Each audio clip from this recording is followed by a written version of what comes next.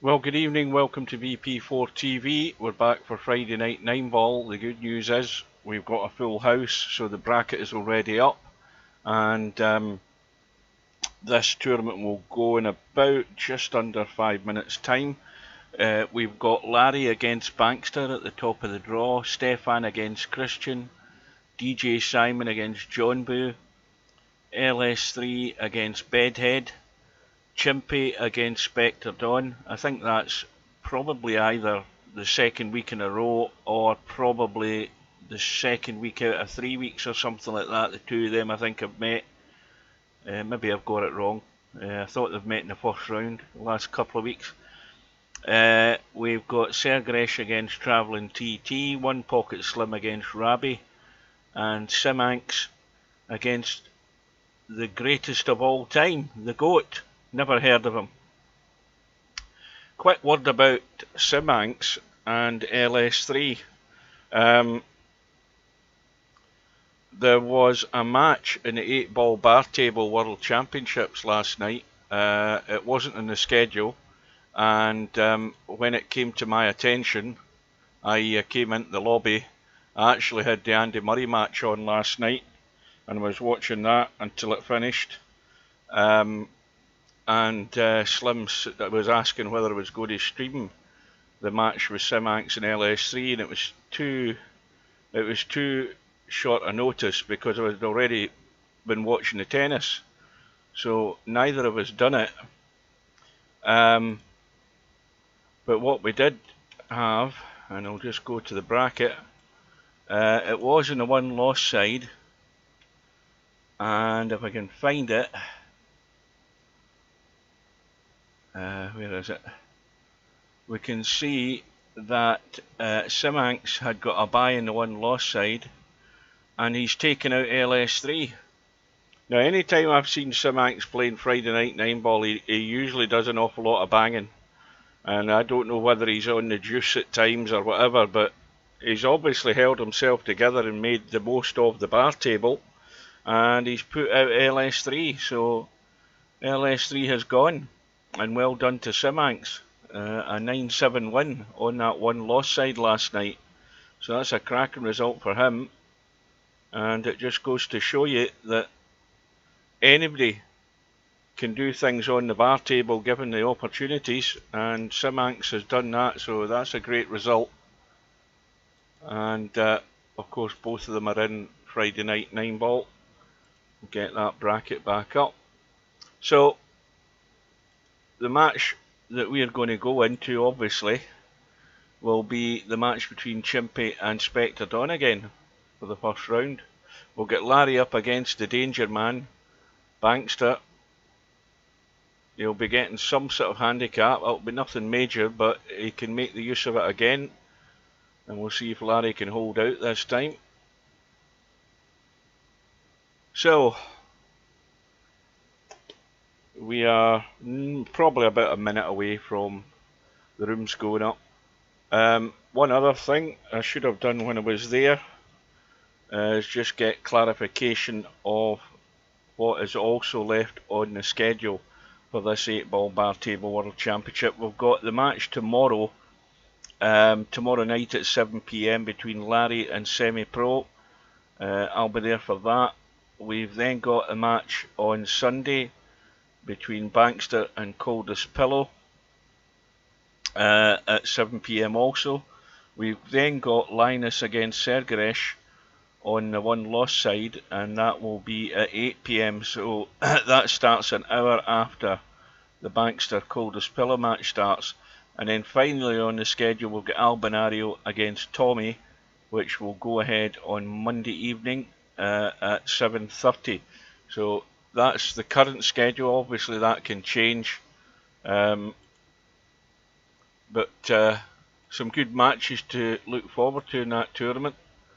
Things beginning to warm up, so we will get the tournament tab up and we'll get ready to jump into that room. Did you not play Spectre Dawn either 2 weeks ago or last week in the first round? I'm sure you did.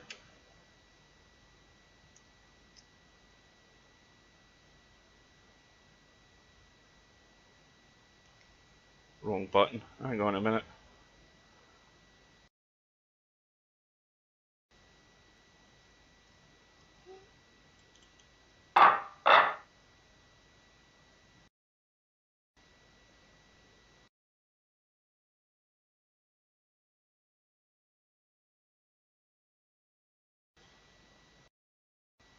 I knew it was relatively recent. Yeah. So we're in the room. Hopefully I'm in the right room. We're waiting on Spectre Dawn arriving. We'll have the lag for the break. And we'll see what sort of handicaps there is, if there is any.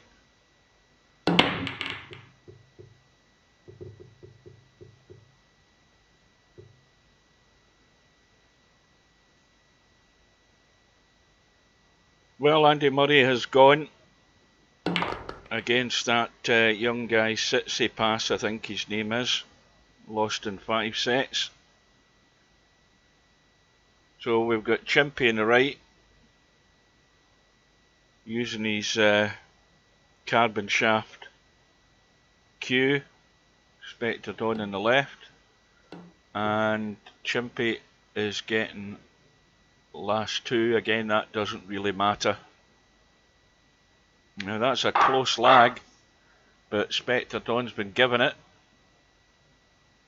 So here we go.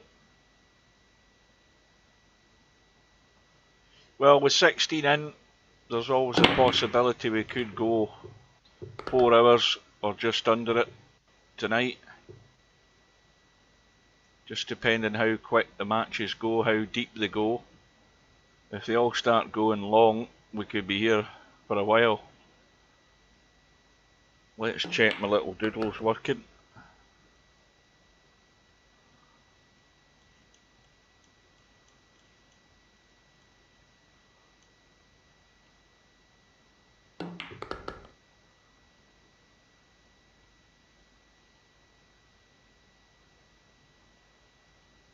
Well, there's one problem to deal with, and it looks as if it's going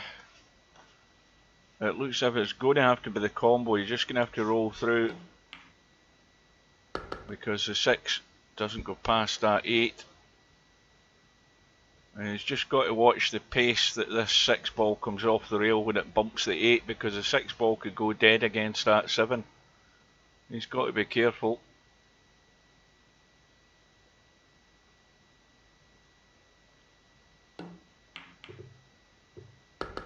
Well, I think he can just... Can he make the cut? That was always the danger of where the 6 ball would go. I think he can just get it. Now, was that a legal shot? We'll find out in a sec.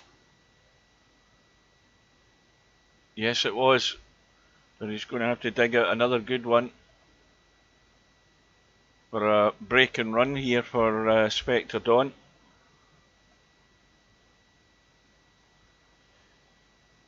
Welcome to Travelling TT. And he's just gone round to a nice position to cut this 9 in for a good start. Solid start for Spectre Dawn.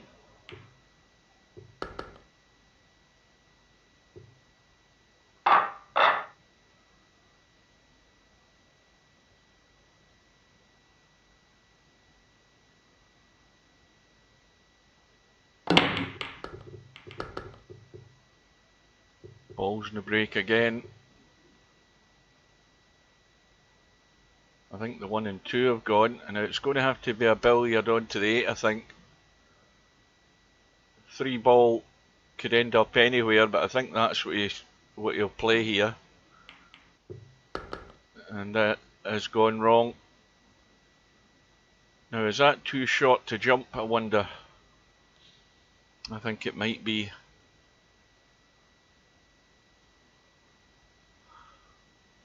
I think it is too short a distance.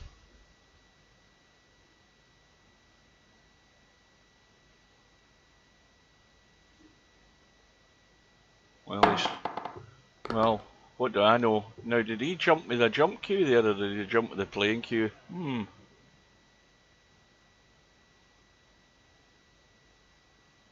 Well, it was asking a lot to get good in the 4-ball.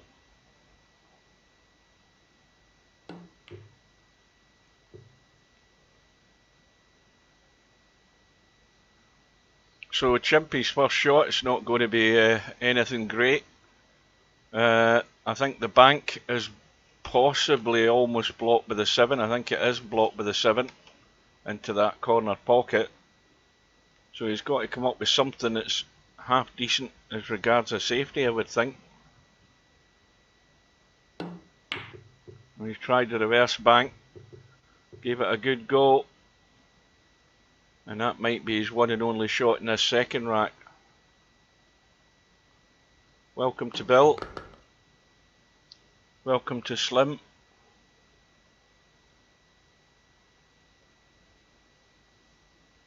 Well, I don't know whether Mark told you guys. He sent me a message on Facebook. Steve-O, that is, I'm talking about. Well, there's a mistake by Spectre Dawn, and well, Chimpy's going to probably have to jump this. I think it's a bit tight. He may well have to jump it, and he wants to keep the cue ball fairly close here if he can, and that's well done. Yeah, Mark sent me a message on Facebook about, now there's some of you guys will remember who it is, there's others who won't. Now what the hell's happened to my stream? Hang on to, I just tabbed. I'm looking at YouTube and it's buffering.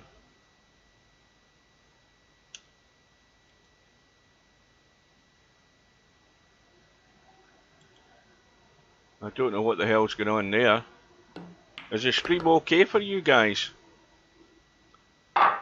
Because for some reason my my YouTube channel that I'm watching, the big circle was going round in the middle of the screen there. I think that's you know, it's at a peak time over here, so I don't know whether they're throttling things down or whatever. Yeah, I'll get this out yet. I don't. There's some of you guys who were around in VP3 will know who I'm talking about, and you can confirm whether you've heard anything or not. I take it some of you guys remember Satman, whose real name is Tony Lamb. Every time I give news, it tends not to be very good news about former VP players. He was a regular in Virtual Pool 3, and he has not been. I think he might have been in VP4 once. He's never been here in all the years we've been here though. And Mark was telling me that, he was telling me that he's got terminal cancer. It's affecting his lungs and everything. And so I went on to Tony's Facebook page, and there's nothing on there. He hasn't posted anything on there that says anything is terminal, but obviously Mark's maybe been talking to him, I don't know.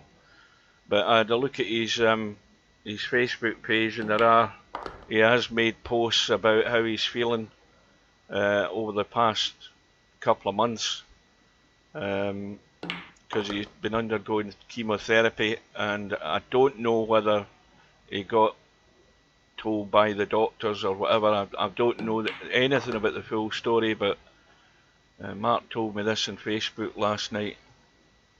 Well, Keith heard it. So it's not good news. And Satman, I think, was involved in the arranging or setting up. I think he was the captain, as a matter of fact, of the VP3 Moscone Cup that we had. That shows you how long ago that was. That site no longer exists. It used to be there, but it's not there. Yeah, so that's the bad news for anybody who may well have known the name. Meanwhile, we've got Spectre Dawn with a 2-1 lead. Chimpy back at the table. with a problem to deal with that he might not necessarily want to try doing that now. He wants to get good on this 4 ball after he pots the 3, and he needs to leave an angle. He's got to leave an angle in this 4 ball. He can't leave it straight because he needs to do something to bump that. Well, I think he's thinking all of that stuff and forgotten about the 3 ball, and he might have just about got away with it.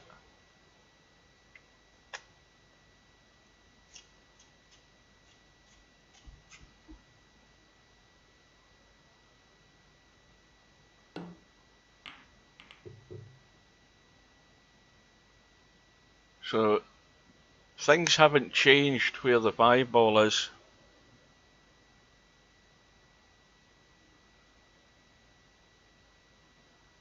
I don't know what's worth having having DJ Simon over annoying you or having a pain in the arse. I think they're one and the same thing.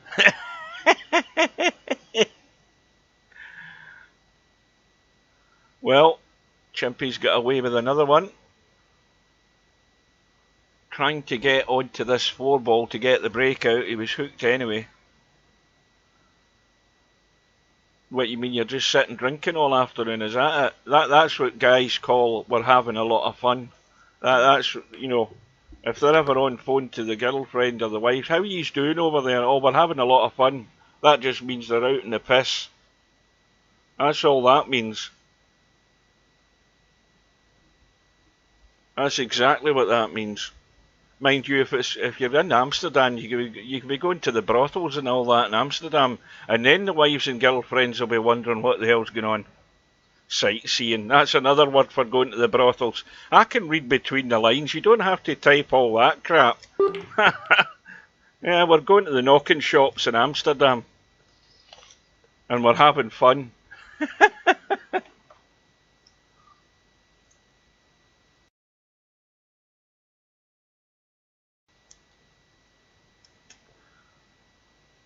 Well, 5 ball hasn't moved yet, so that's the ball that's going to decide the rack. And of course the other thing now is that 9 ball is off the rail, so it's nothing dead set as any sort of combo.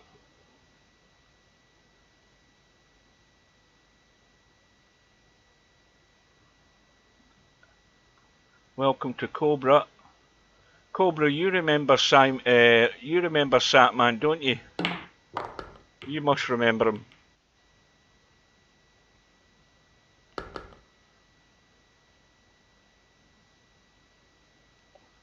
I don't know how long Cobra's been around. Was Cobra in VP3? I can't remember.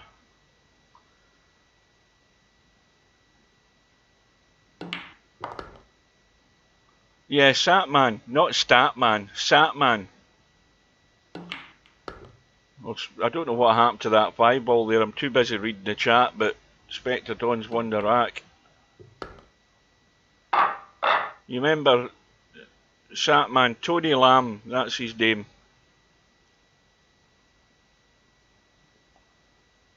There's not that many. I mean, Larry will remember him, but Larry's probably busy in the tournament.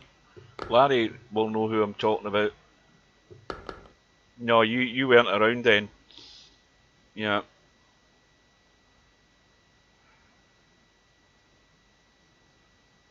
Anyway, I broke the good news to those that may well have known him, and it wasn't good news, I'm afraid. It was a sad story.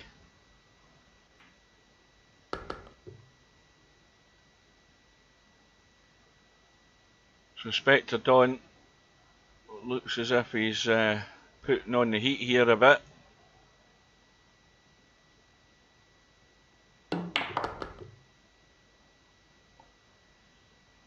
So we have a full house this week again in Friday Night 9 Ball. We're a lot quieter last week, but all 16 in tonight. And for anybody that missed my earlier introduction, LS3 is out of the 8-ball bar table World Championships. Simank's come up with a result. 9 racks to 7. On a match that wasn't scheduled, therefore I wasn't prepared for it. Therefore I was watching Andy Murray last night when they were playing.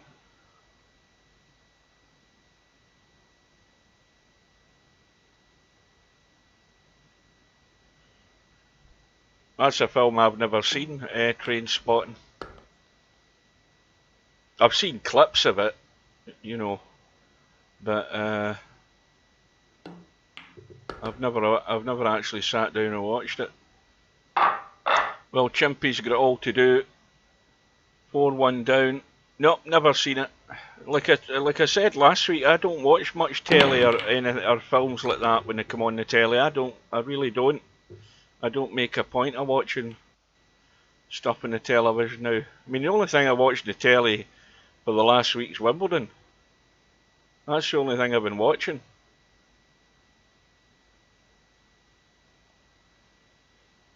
And before I come on, and I'll tell you, before I come on to the live stream here, I started watching Finding Dory on the BBC iPlayer. I've seen it, it's funny.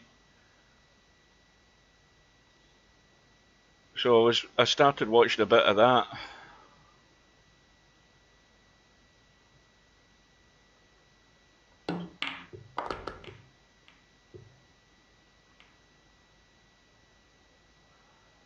Well, Spectre Dawn,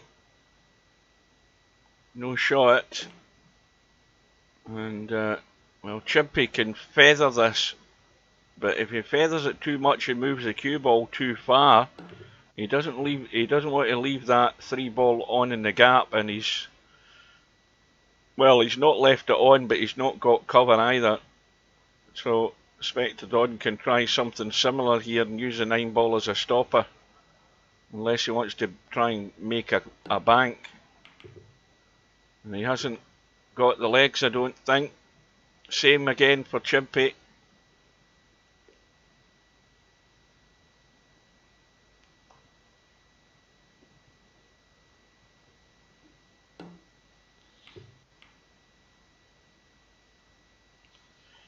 I don't think Spectre Dawn can see any of that 3-ball. He's just going to have to chip the rail.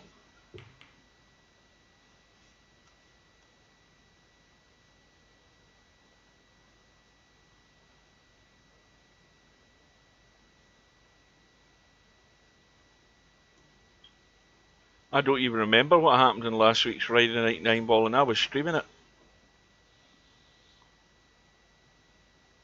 Well, Simank's obviously hasn't showed up because, well, he has showed up because we're 20 minutes into the tournament, so I don't know what's going on there. Simank's has ended up forfeiting, and the GOAT wins by forfeit.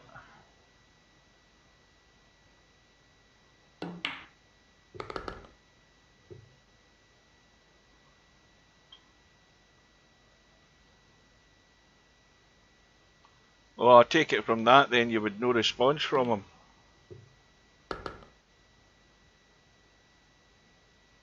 Yeah, I think you're right. I think you might be right about that. I think John Boo sent him to the one-loss side. There's semi-pro in this week's tourney. I don't remember reading his name out in the bracket. Well, Chimpy's not quite rescued the situation yet, but at least it's another rack to his name. I don't recall mentioning semi-pro. You sure? Are you talking of the 8-ball?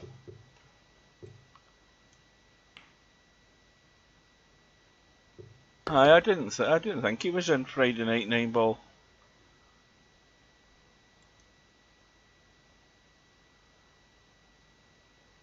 No, he just thinks he is.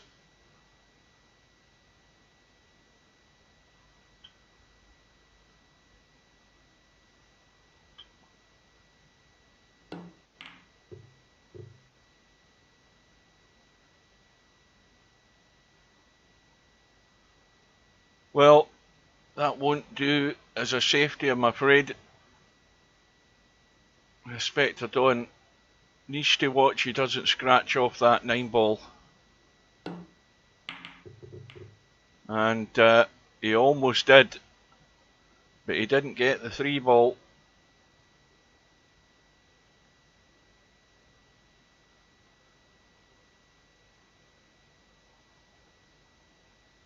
Oh, don't start stirring that up, Slim.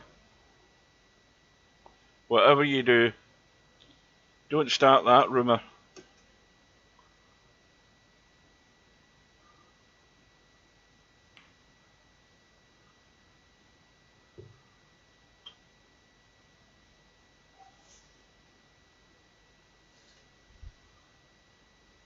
Did you tell that to Stubb? But hang on, I'll see if I can get a hold of him on Facebook. I'll just tell him.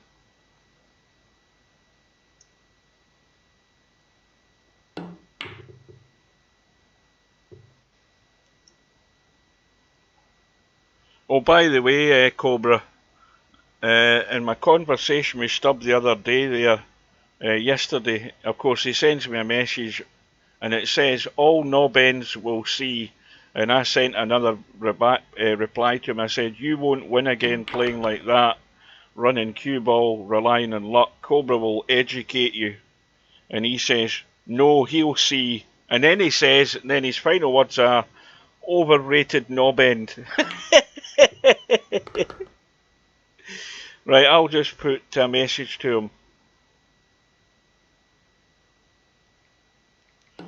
Accept match with Cobra.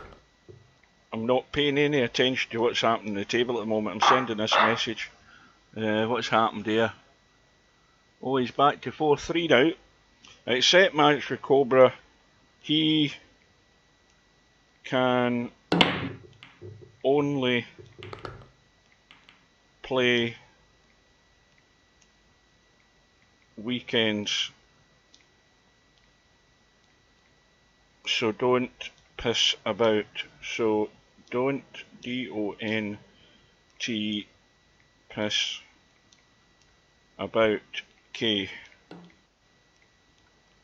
Right, I'll see what he says to that. He'll probably just say bullshit or something.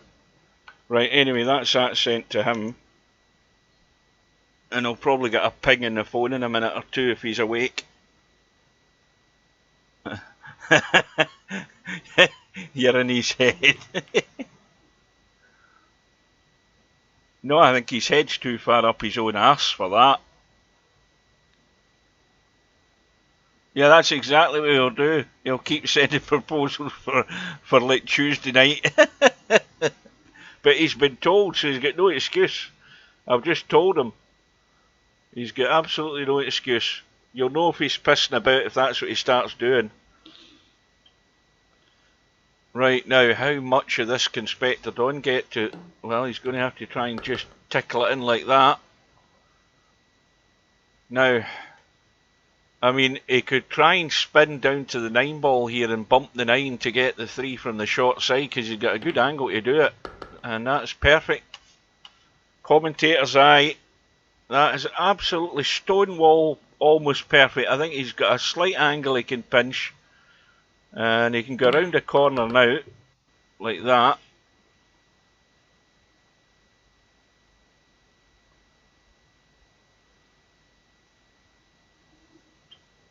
It's all about angles, this game. Always about angles. Straight is no good. Any sort of angle is good, that at least you can do something with it.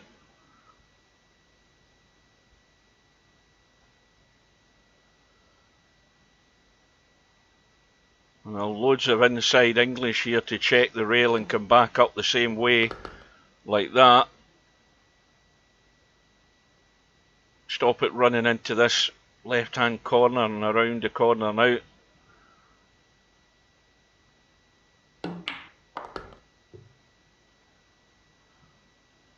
Well, this is just a little stun across.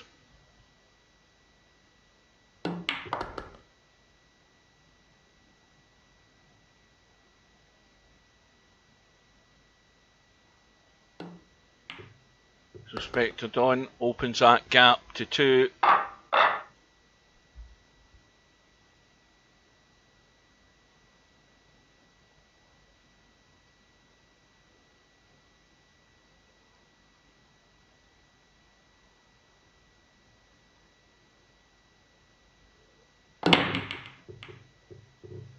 Nine ball goes in, it will get respotted. Spectre Dawn will stay at the table, but I don't think he's got the 1 ball. I don't think he can get enough of that 1 ball. Let's have a look, can he? No, he's gone for the bank. Had a blast at it, and Chimpy is going to get his shot at it. He's going to have to just jack up here to hold the cue ball, so, and he doesn't want to run through. If he's going to run through, he's going to end up miles away from the 2 ball.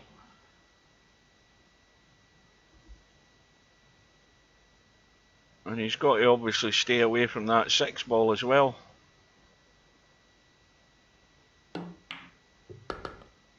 And now the problem immediately is the 3 ball. Now he would want to probably check the cue ball and come back up the right side. The problem's the 6 ball, because if 3 ball's blocked by the 5 up in the top right, so you'd want to come down the short side. And see, that's always the problem there, playing that shot. Commentator's eye again. He's left it really tough. And Slim goes through comfortably, 7 racks to 1. Yeah, that's always tough. It was really, really awkward to try and miss that 6 ball. Putting the English on the cue ball, it was a big target to hit.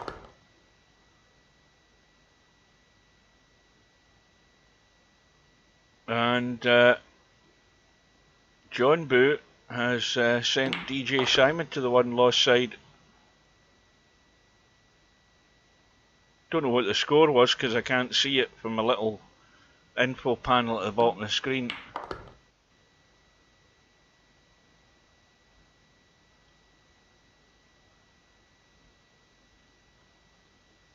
So Spectre Dawn could just run up into the table, or he could just stun across again if he wants. He's going to run up and around.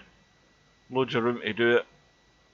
And I think there's just enough angle there to come back up the left side as we look. Just get into the cue ball enough past the side pocket. He's actually got into it a wee bit too much, but he should be fine. He's just got to drop this in with enough pace to go to the rail and come back out for that 9, and he'll be 1 away.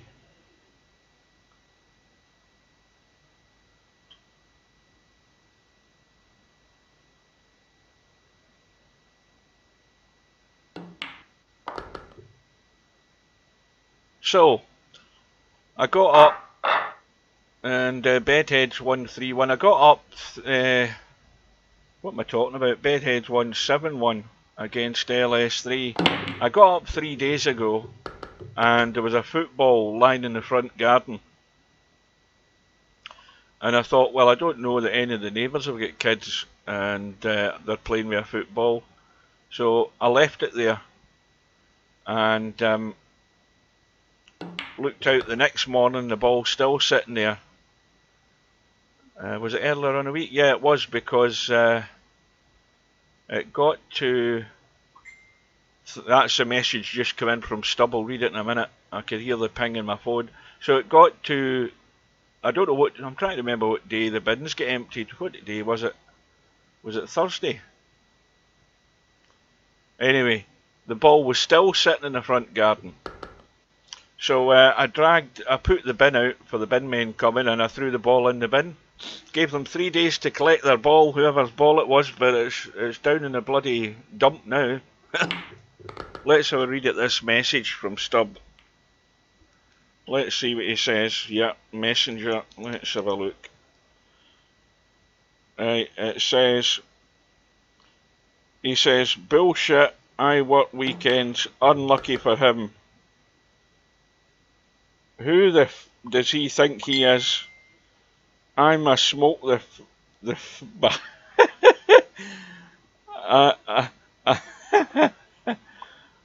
I'll send, and this is how he spells this, I'll send proposals, Propostills.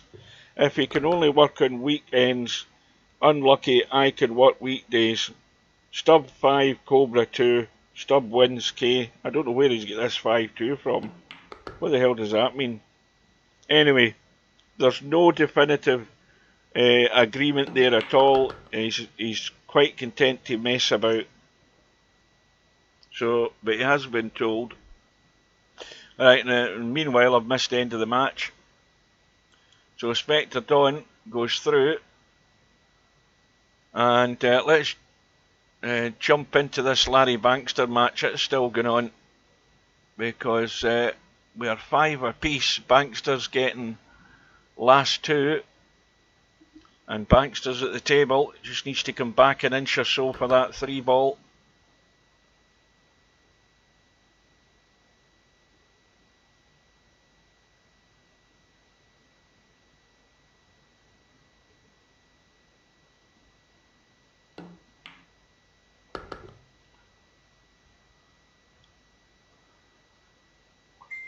Oh, there's another one coming from Stubb.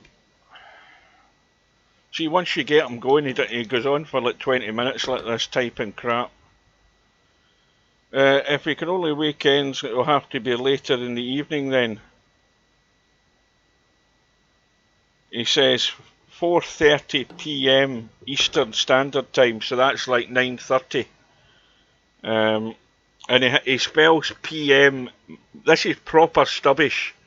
He spells PM, P-E-E-Y-E-M, PM.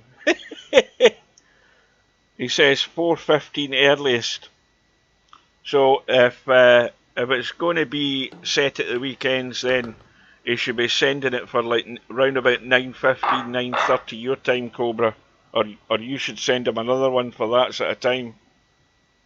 He's still typing, he's typing more stuff. I love the way he spelt PM, that is proper genuine stubbish. His final line is full blast cluster. What the hell does that say? Munchins? Oh no, munitions it says. M-U-N-I-C-H-E-N-S, then K. I'll just put K.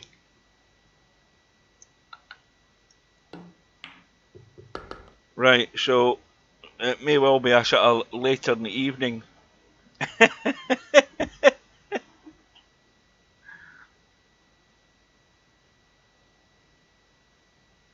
So I told him it's got to be weekends. He said, right, if it's weekends, it's going to be later.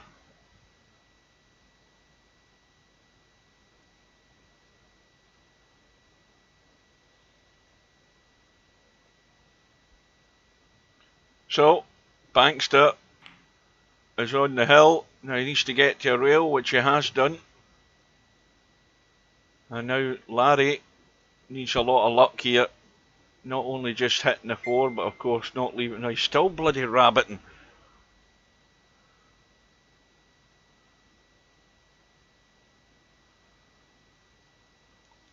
Welcome to Interchange X. See, once you get Stubb started, he doesn't bloody stop. He rants for an hour. I'll send proposals now and destroy the bastards in 2 hours if he agrees. Now, see, this isn't a weekend. This is bloody Friday. See, he hasn't grasped the situation, the boy. He hasn't grasped it at all. He doesn't know what the definitive description of a weekend is. Well, it is if you're not working Saturday.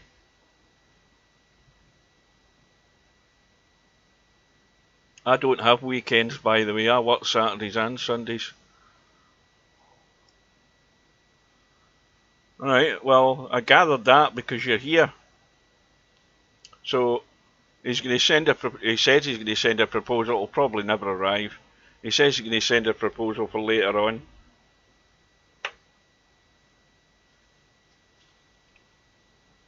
Well, Bankster's got enough room, I think. Let's have a quick look and see. Yes, he's got enough room. Bill would jump that every day of the week without a problem.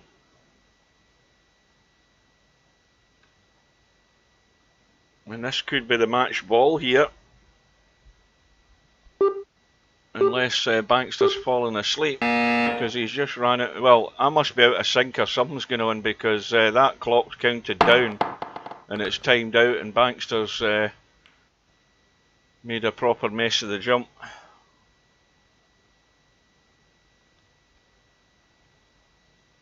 "9 PM Sunday. That's like 4 PM his time now. He's just told you 4:15 or 4:30, I think's I think 4:15 was the earliest he said. Now this 9 ball's going to interfere with Larry's cue ball here.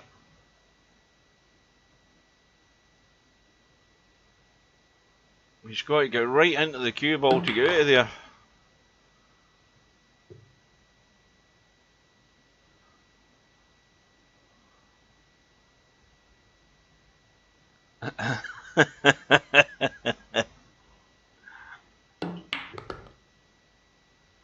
So we're going to go all the way in this round 1 match. I think it's the last match that's still waiting to be completed. It may well be, because Christian has won 7 racks to 5 against Stefan.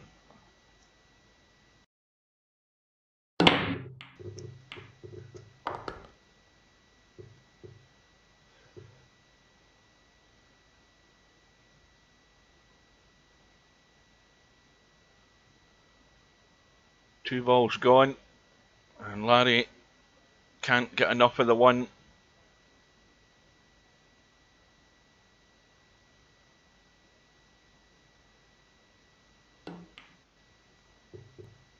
And this looks good. If it slows up, oh, it hasn't. He's left the cut. Now the problem for Bankster's not the cut, the problem's how the cue ball goes. He's going to go across 2 rails. He's not going to be good in this 3 ball.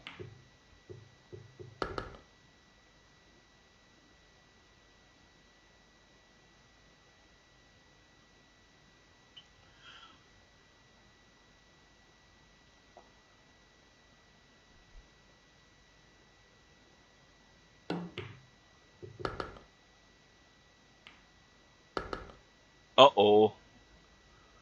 Well, Larry's got his chance, and he's going to have to punch this 4 ball in to get up and out for that 5 ball. And this is not a gimme yet, this. And if he gets into the cue ball too much, he could end up hooked behind the 8. But he's well away from that. And he should be out here as long as he gets half decent on this 6 ball.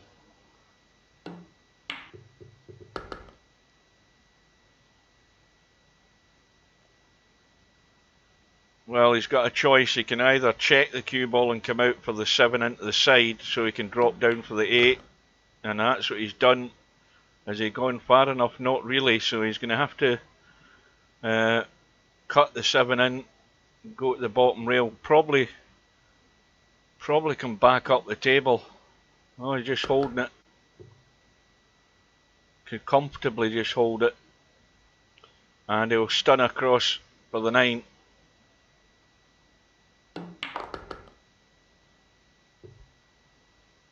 Well, we managed to run a Moscone Cup I was talking about earlier on. We had a Moscone Cup, and obviously that was US versus, I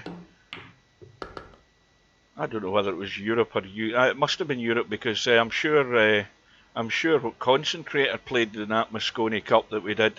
I'm sure they had him in the team. So it was like a Europe-US match, that. So, well done to Larry. He survives by the skin of his teeth.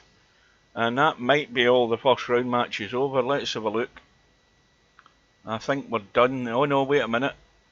Aye, that match is just going to update. Yep, so we've got all the first round matches done. And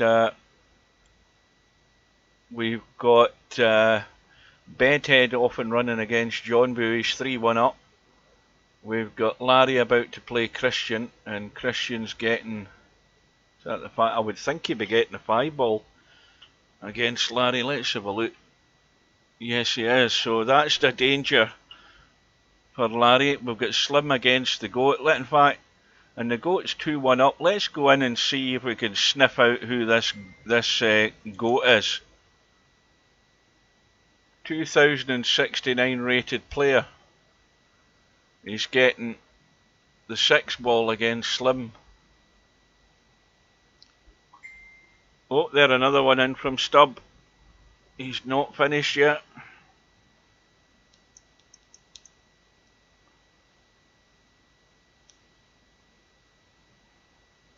Right. He says, if you're in the lobby, tell the bastard, let's go now. I sent proposals for an hour and 15 minutes, K. I'm a F him up and run all, he says. He's trying to get inside your head, Cobra. Oh, it's funny. It really is funny. I wish I hadn't sent him a bloody message now.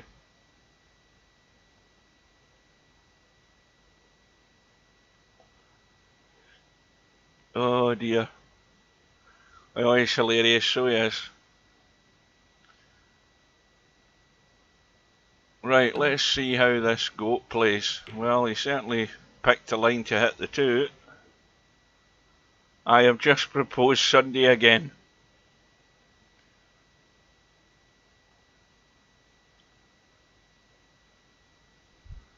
I'll send a message to him. Check your proposals. That's what I'll do.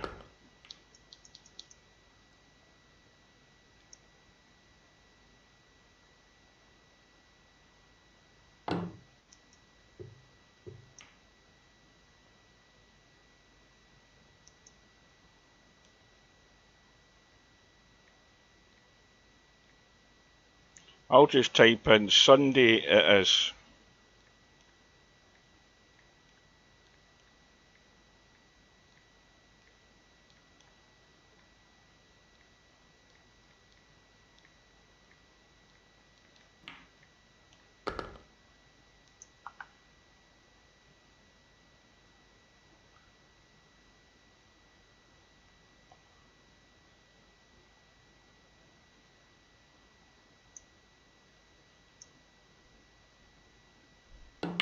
There'll be a ping in a minute.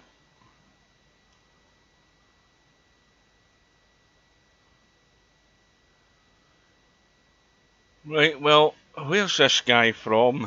Let's have a look. Where's he from? The UK.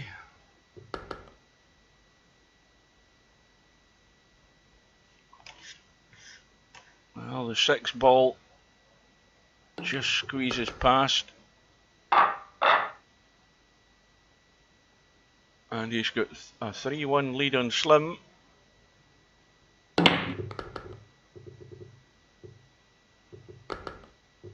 Cue ball's gone though.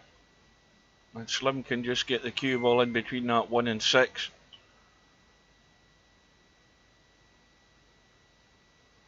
Now he should be getting 1 back here.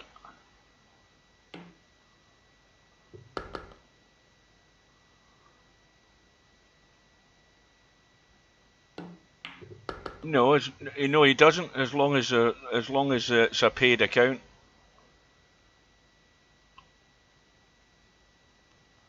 He doesn't. Sylvia is a perfect example of that. What do you call her?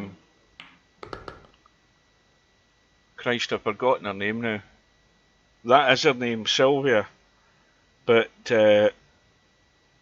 she's certainly got at least 2 accounts, and the 2 of them are paid for.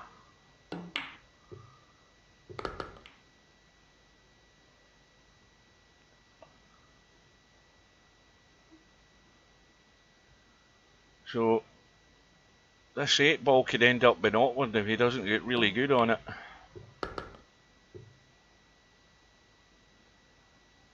That's not bad.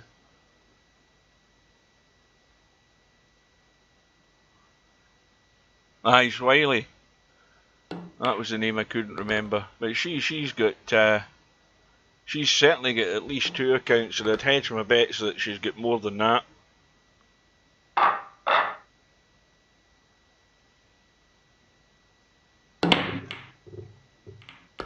Cue ball. Oh, no, it was a 9 ball that's gone in. And a shot on the 1. Just cut the 1 in and out for the 2 into the side. 4's very handy. 6 ball's the problem. But the 6 ball's sitting very good on the rail if you can get to the rail and play that combo. No. Swiley isn't LS3. LS3's from the UK.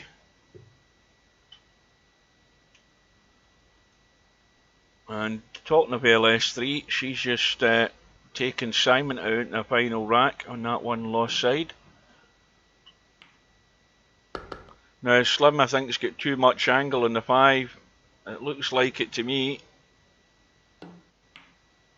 He's trying to get into the gap now and play it up table. That was well done. Yeah, she's definitely not Swiley, no. Definitely not.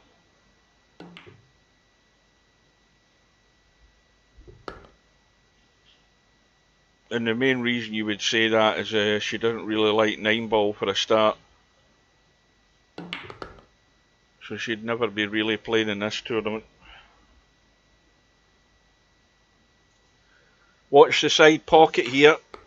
And that cue ball's well away from that. The right side pocket's always the danger when you're coming across for that 9. Well, Simanx is surviving. He's taken out Rabbi on that 1 lost side, 4-2.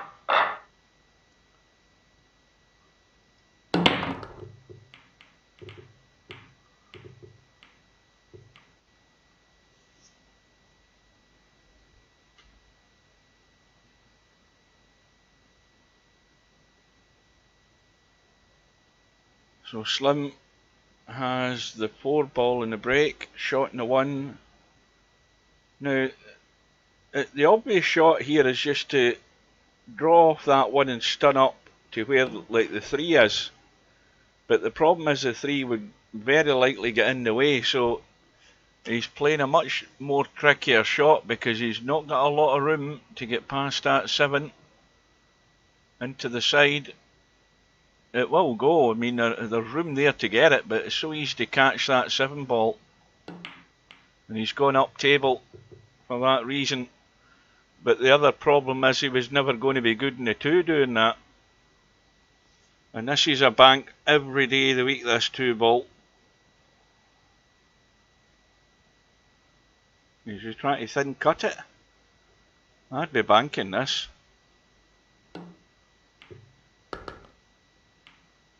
Now he needs to get a lucky kiss, which he has done, although he'll be hampered over that 5. And no problem getting in a 5-hole, which is good. You just need to roll the 3 in. And the goat could be back in front here. Bearing in mind he only needs to get to the 6 ball. No, I've never seen that name. Never seen it.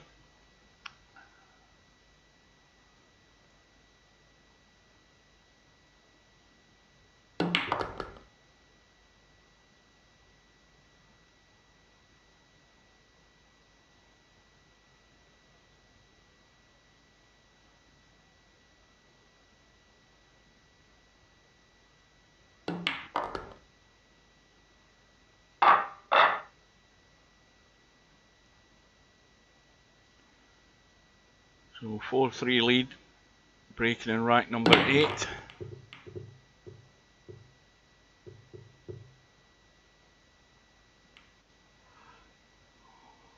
Well, this is, he's got to come right across this 1 ball, has he? Or can he get it from that angle?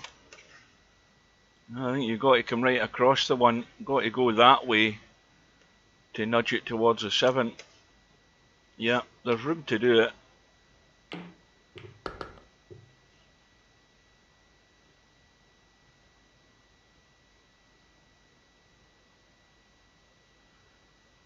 And the same problem with this 2 ball, Cue ball's going up the table. It'd be handy if it bumped into the 3, but if it doesn't, it's got to go up top. Well, it's bumped into the 3, and that has come up smelling of roses. That's perfect.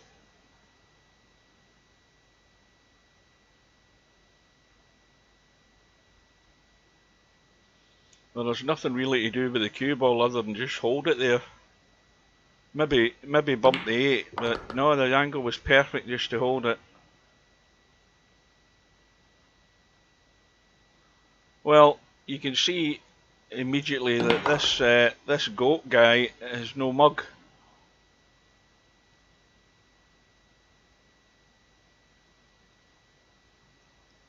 Whoever he or she is.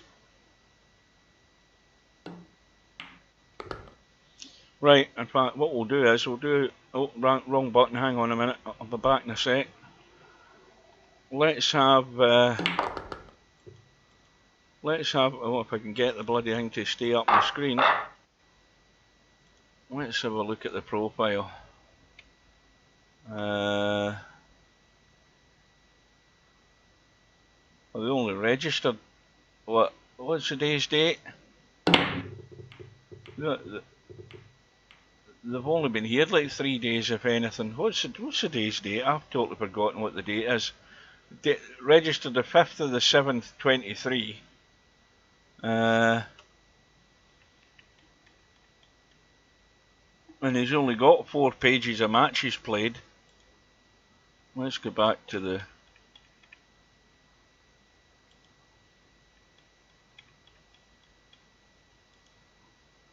Well, this definitely looks like somebody's got a new account. That's what it looks like to me.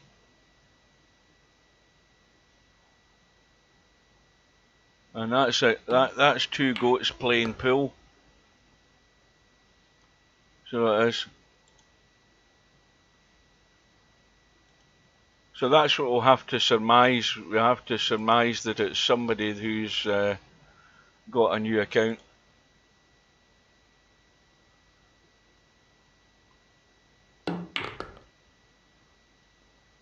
Well, the thing is, if he's somebody that's been here and got a new account, he'll be doing the right thing and avoiding the parries.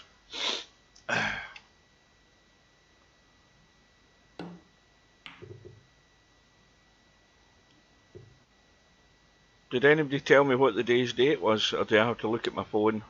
2 days ago. So this is the 7th, is it? See, I'm on holiday, so I've totally lost track of what the date is.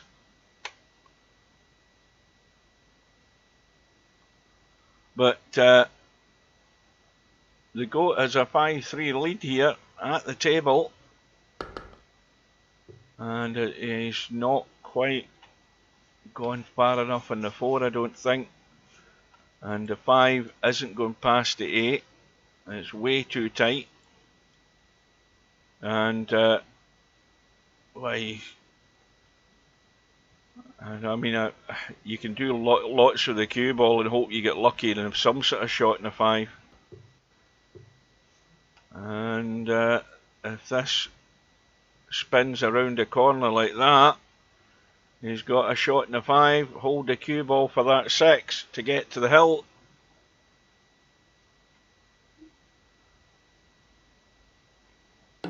I think you mean Slim's got a mountain to climb. I know goats are good on mountains. So Chimpy has also survived. Again, a final rack decider against Travelling TT. Well, Slim needs some help here. 6 ball, money ball. Big advantage here to this unknown player. And he's come up dry. So Slim now is in a no-miss situation. He can't afford unforced errors, especially with the lie of this table. This table's easy enough to run out to the 6 ball.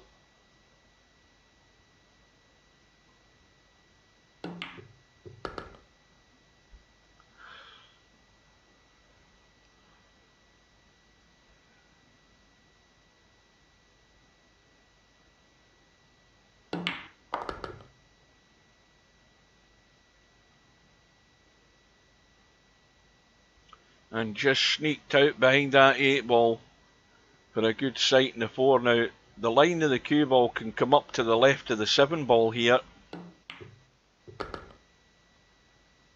And the pace is good, and that's perfect, and this match is over. No, it isn't, because it's slim at the table.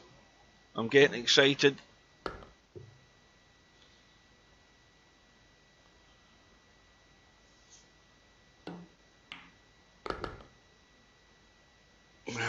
He's going to have to, again, just work the cue ball here. Does he want to try and come back and hold this or go forward? And that's what happens when you start stunning him in. And it is game over, folks. And that's what happens when you make that decision to go forward, so you've got to force it in, and if you don't get that line, you catch the jaw, and it's hasta la vista. The only thing is, he has to pot the 8 and 9, but I don't see where that's going to be an issue.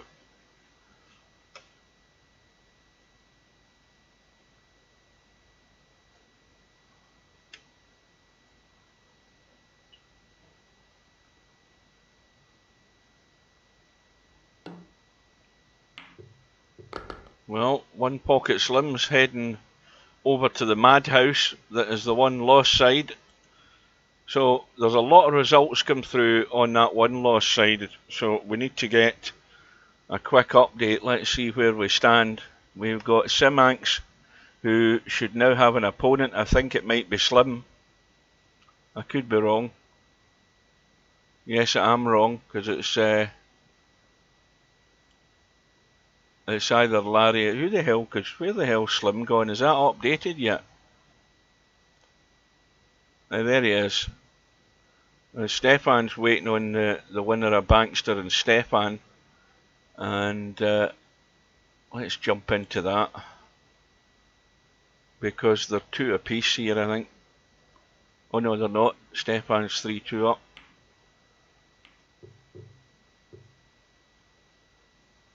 Oh, Bankster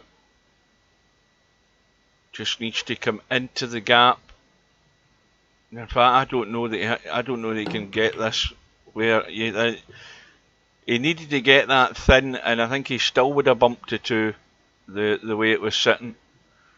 And he's missed the 1 ball as a result, and there's enough angle there to get out, but you've got to be good to get into the gap, and Stefan has found the gap.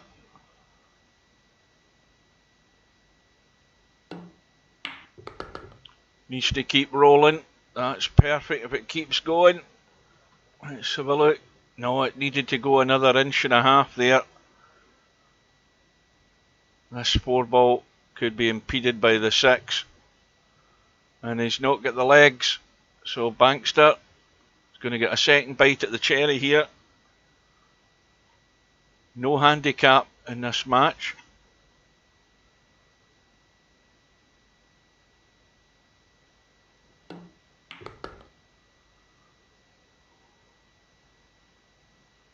Now, does that cut into the side past the 6? And the answer to that is no, it doesn't.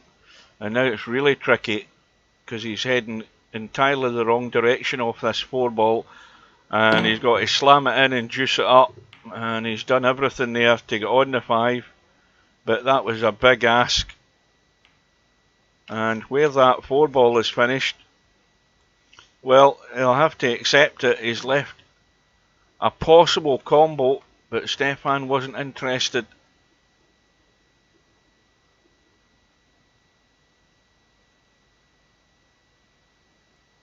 No, because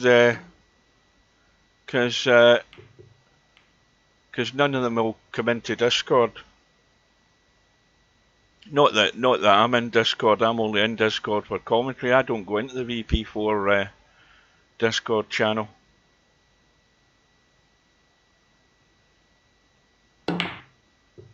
Oh. Well, Bankster, okay, he's at the table for a 3rd go here. This isn't easy. Spectre Dawn marches on, 7-2 against Sergeresh. And Bedhead has taken down John Boot. I don't know what the score was again because I can't see it.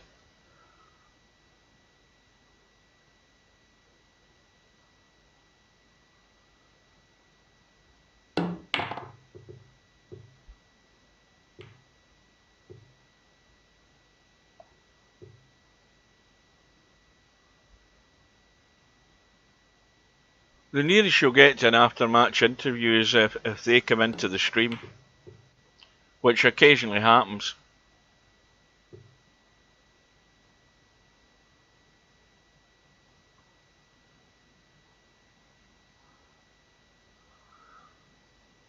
Now, Stefan, see that wasn't the shot. He had to get into that 4-ball big time to try and hold the cue ball, and he's got it safe though.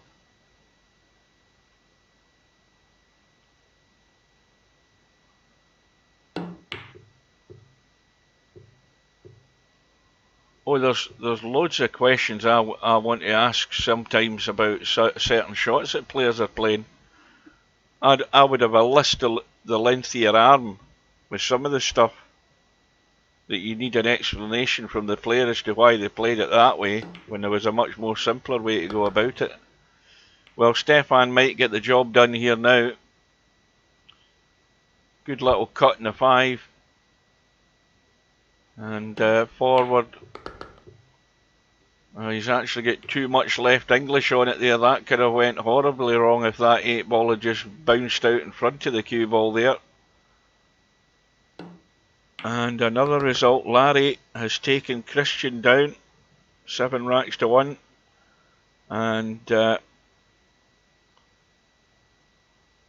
the tournament's moving on rapidly. Loads of results. And this will be another one in a second or two, as soon as Stefan knocks this in. So Stefan has survived, and Bankster is going home early tonight. So now we need a catch-up. Slim is now about to play Stefan. We've got LS3 against Sergaresh, and LS3's 1-0 up at the moment. We've got Chimpy just started with John Boot, and we've got Simanx against Christian. Christian's already 1-0 up in that match. And let's have a look at the winner's side. Spectrodon against the Goat. The Goat's getting the 6-ball. But we're going in to watch Larry against Bedhead. If we can find it. There we go. And they're just about to lag off. Larry on the right hand side. And we're looking for Bedhead's cue.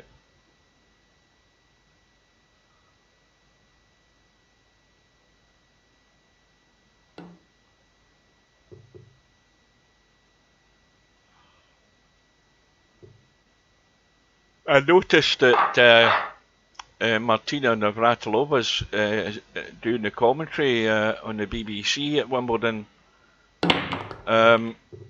because she was undergoing cancer treatment as well. So obviously she's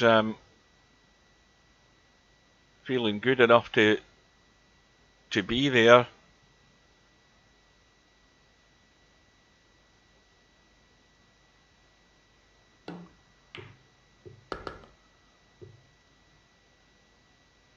So Bedhead off and running with a first chance to get on the board. We've got Larry, who is player 1, and he's getting the 8-ball. Again, I don't think that really makes a difference with these guys. It just gets the rack over a bit quicker.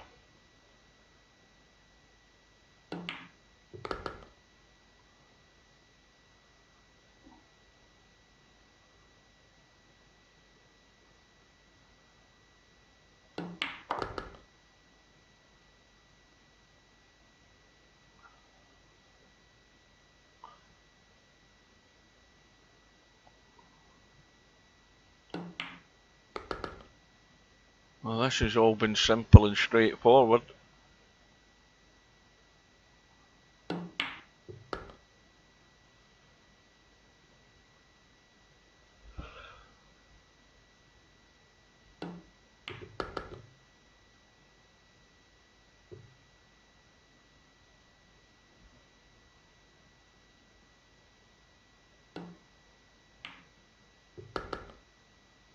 Bedhead with the break. 1-0 up. And nothing has gone in. And I don't think that Larry's got anything on either. It's just got to be the push out.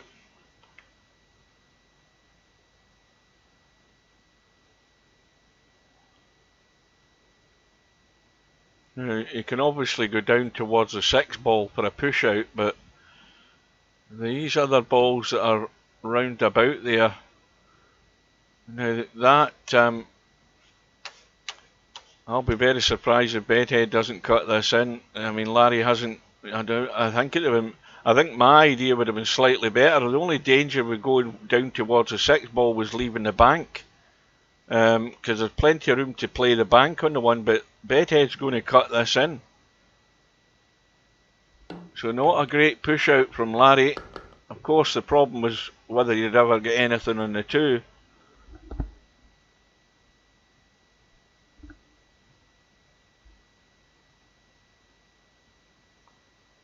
So Bedhead, well, he could try cutting the 2 onto the 6, but that's nothing that's a gimme. Yeah, he's doing the right thing, running for cover. And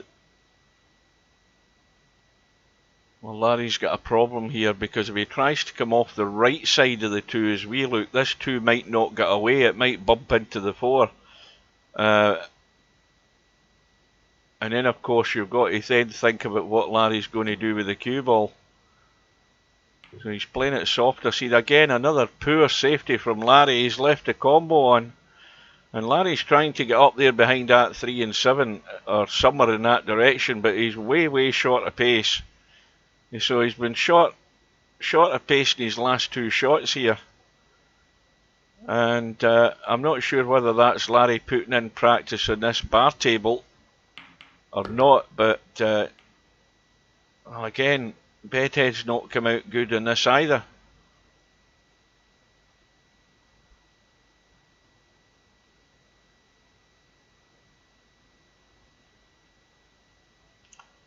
Well, he's got to push the 4 to the back side of the the 2 to the back side of the 4, and send it up onto the short rail at the top, up past the 8 ball. But he's going the other way, and that's going to go inside, and Larry may well have a pot on here, and then again he might not. No, he doesn't.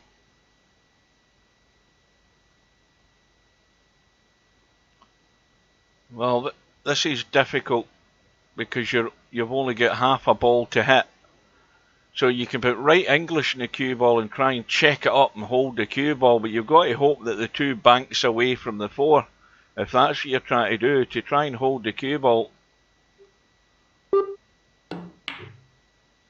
He's actually stunned it too heavy. And this is going to sit plumb for Bedhead. Well, Larry's he's not come out very well with his last 3 shots, and I think he may well have just played his last shot in this second rack. The 5 ball is easily accessible, especially from where the 4 ball is. You get a decent angle in the 4, you're always going to see the 5. Well, no sooner have I said that than I think Bedhead had loads of left English on the cue ball there to get it out, and he's missed the 3 ball because of it. Well, that was unexpected, and Bedhead can consider himself lucky he hasn't left Larry anything easier than this bank.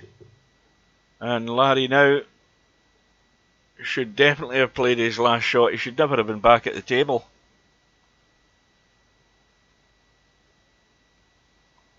Well, a huge gap in the middle of the table to get the cue ball out into to see the 4.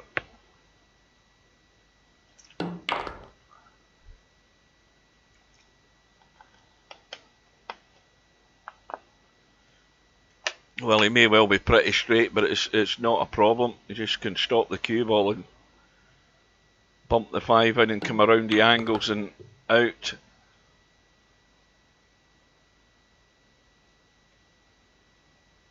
I think he should do that. I mean, he's got to be careful he doesn't come back and hit the 9 and end up inside this 7. Yeah, he's well away from it.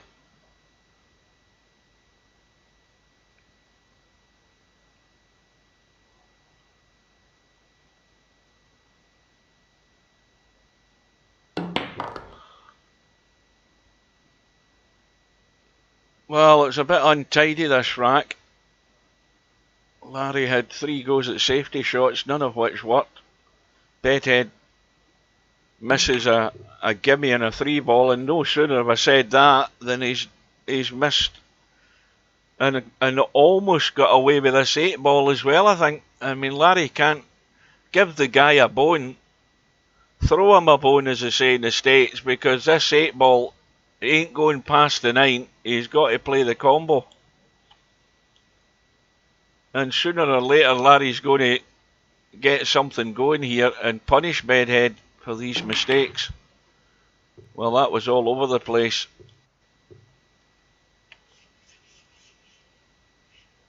And this is not a difficult cut. Well, each time Bedhead's made a complete balls of it, Larry's not had anything easy.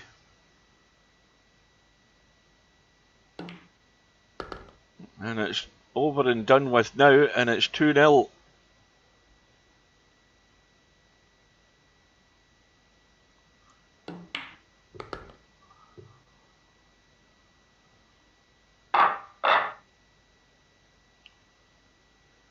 And Chimpy marches on. He's taken down John Boo, 4-1. Now, did a ball go there? I didn't hear anything. No, it's dry. And again, Larry's going to have to play a push out, although he's going to have to play something better than he played the last time. I mean, just drop it into the corner here. I mean, that's not leaving anything on.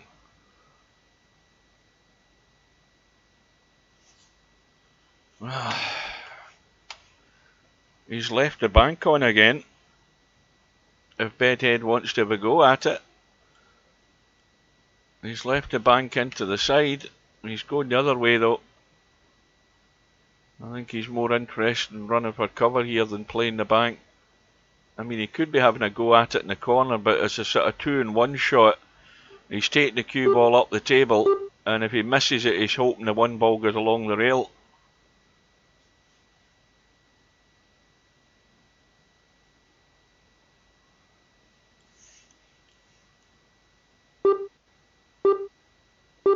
In fact, he's not, he's just cutting off it. But the end result is good. That's got Larry in trouble. Not a difficult ball to hit. But ideally he wants to spin into this and hit it full in the face here at the back end and kick it up the table. So I think you want to put... well, he's going the other way. This could end up scratching this cue ball if it hits the 5. Oh, in fact, he's hit the 5 completely, missing the 1. So things ain't going well for Larry here in this match. 2-0 down. Bedhead having a look at the, which I think is the 4 ball. Now the 4 ball, obviously you can't get it that side. You can certainly get it this side. But the problem is where the 3 ball is, you'd have to be really good in the 3 if you're trying to come up this side for the short end of this 4 ball. So this rack isn't over. All hinges on how good Bedhead gets himself on this 3. Now, ideally he would want to be sort of straight, and I think he's overdone it. He's underdone it. He's not got there, but he's going to have to try and kick the 3 in, and he won't have a shot in the 4.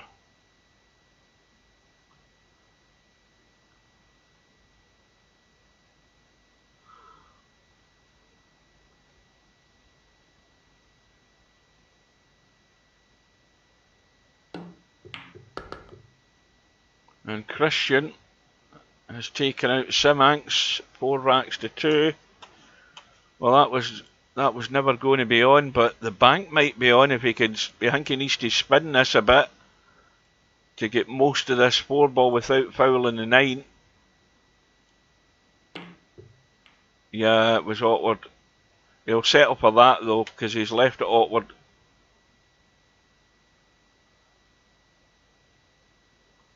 See, I was right enough in the first place that the 2s are sitting there pissed.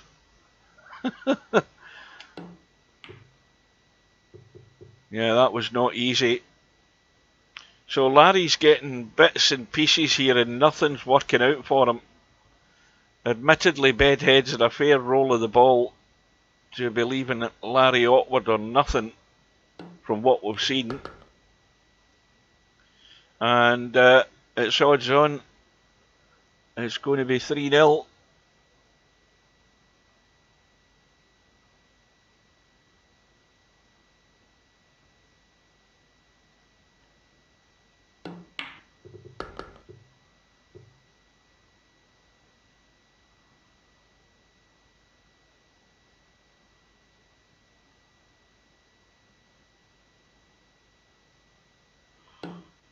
Oh, the yawning started already. See, it never changes. I'm off on holiday 2 weeks. This is me coming to the end of my first week, and I'm still yawning about 8 o'clock or half 8.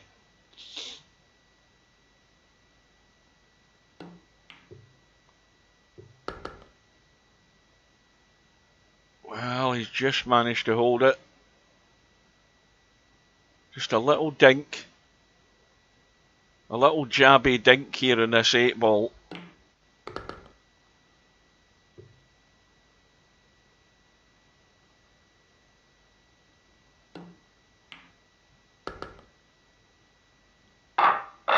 Well, Larry, this is how Larry likes it. He likes it tough. He's 3-0 down.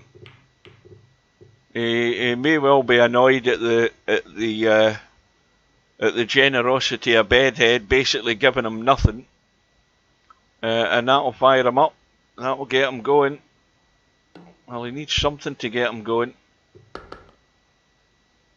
Well, this is going to be tricky. He's really the wrong side of the 2. I mean, he's got an angle, but he's the wrong side of the 2 to play a half decent shot to get on the 3. Now, had he been sort of there, he could have come that way to play the 3, even if he left a cut. Now that he's that way, he's having to go this way. And he's checked it big time. He's going to land on top of the 3. That's no good, Larry. You should have let it run. You should have let it run. The commentator's eye called it. You had to go 3 rails there and get the pace right and get into that gap. That was the gap he had to get into. He's gone all wrong about it. And he's come up with a good safety this time though. But again, Bill would jump that, and I think Bedhead will have a go as well. And the 3 ball's got to go in.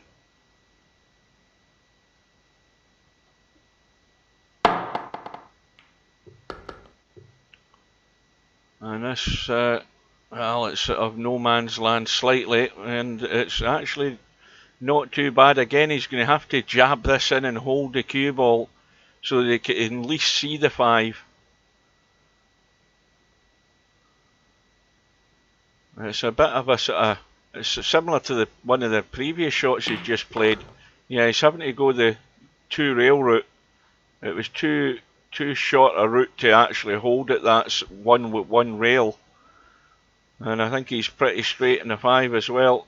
Well, he's got enough that he can maybe just pinch this and come out past that 8. Well, he's gone the other way. He's content to leave a Bedhead cut or a bank. This banks every day of the week, this 6-ball. It looks as if he's playing the cut, but I don't know. I mean, the bank looks far better to me. But in it goes. Now the cue ball has to bounce, so and it won't. So now Bedhead's got to come up with something, and it won't be a bank, I'll tell you that.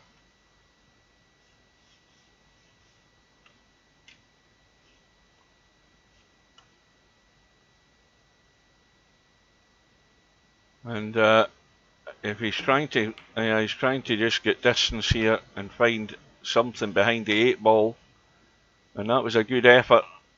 Larry's got a problem. Let's have a look at the line. He can cut the 7, but he daren't do an awful lot with the cue ball when he's cutting this.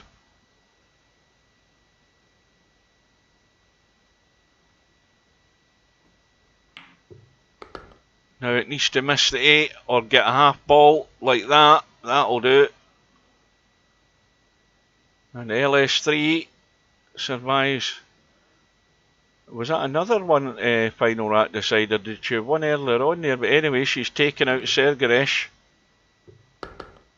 And meanwhile, Larry finally gets off the mat, potting the 8 ball.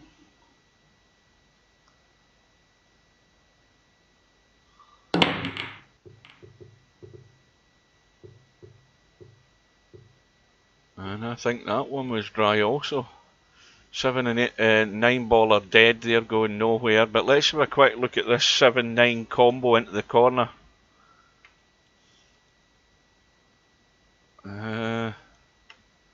Looks as if it's going to the jaw. In fact, it might be going to the long rail looking at it from that angle. Bedhead. Again, he's got a good roll again. I think he went for the pot in that one there, did he?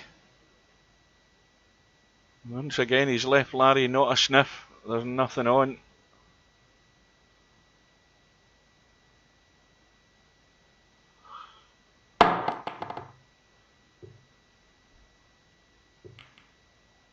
Now, Larry will take that.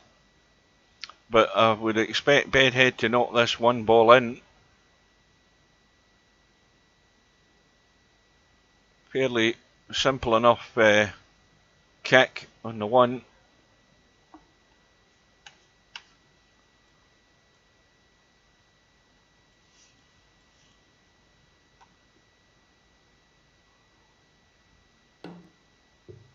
Oh, he's way short. He's way short. I don't think he even hit it. He was nearly hitting the 9. Well, this is exactly what Larry needs to get going.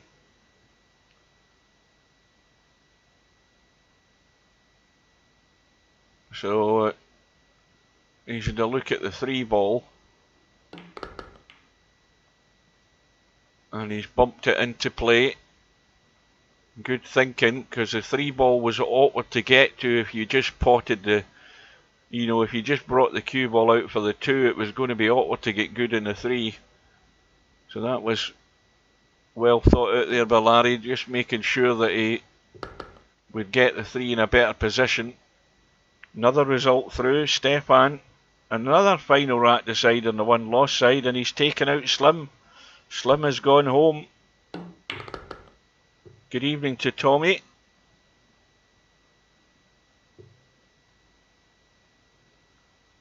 Well, you know how I say Larry likes things tough. Well, this is what he's got now. He's got a dodgy cut back in the 4. Cue ball's going to be running. He would need to be really unlucky not to have some sort of shot in the 5. He doesn't really know where this is going to end up though. Well, he's dragged off the pace. It's going to end up almost no man's land, but I think he's reasonably, in fact, that's fine.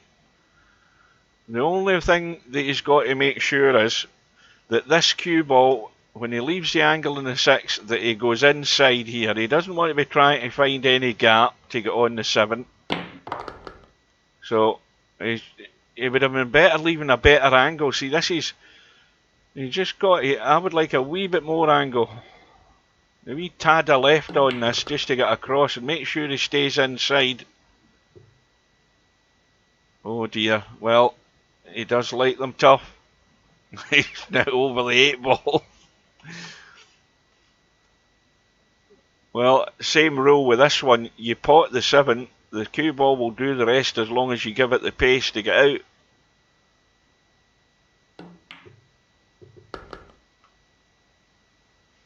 Now, how's the line in this 8? Well, that's fine because you just do it. You just stop it stone dead. There you are. Well, he doesn't need to because I forgot he was in the 8 ball as his money ball. So Larry's had 2 in a row. I don't know how the goat's getting on, but we'll have a quick look. He's not getting on too well. Spectrodon's drilling him 6-1 at the moment. He's on the hill.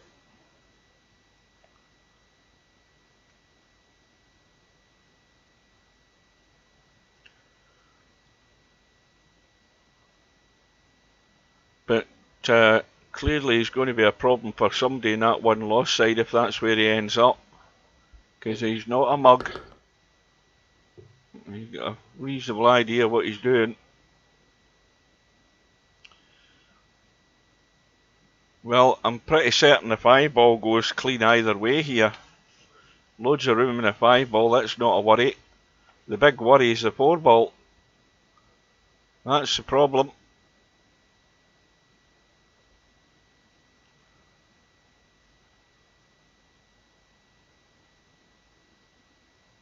This is the type of table that Spectrodon seems to find his way out on more often than not. It's a horrible position for the 4 ball. Now, he can pot this 3 and he can come off the end rail here and down the short side of the 4. And that's a shot. I mean, you can try all sort of acrobatics here. The 4 will go into the side, but you've got to cut the 3 in, check the cue ball and try and come back down the short side. That's what he's trying here, I think. Yep, he's trying to get the pace right, and that's a damn good effort. It's just gone a wee tad further than he would have liked, but he'll have to settle for it. The other thing is he's going to have to come right off this 9 ball. And once again, any sort of half decent sight in the 5, he'll be able to cut it. Now, is he playing the bank or is he playing the cut? Looks as if he's playing the bank.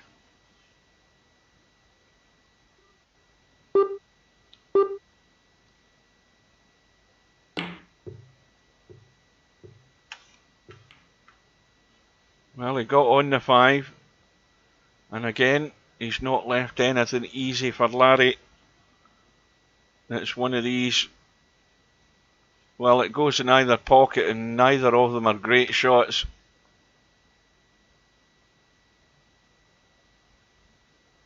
And Larry's got to watch he doesn't get into this cue ball too much and slide into the side pocket, and he's played that well. That was well done. If he'd got into that an ounce more, he would have spun into the side pocket there. Well, he won't be doing an awful lot with the cue ball here, I don't think, but the fact that that 7 ball's there is a hindrance. And he's took a risk. He's got away with it. And he might well just jack up here to try and stop the cue ball.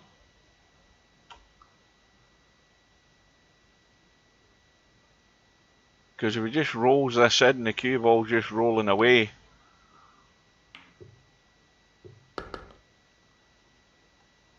Well, it's all about the pace, because all you're doing is potting this 7 and letting the cue ball come out.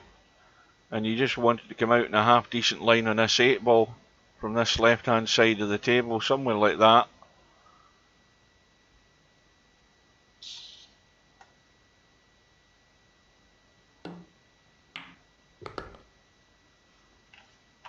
That's perfect.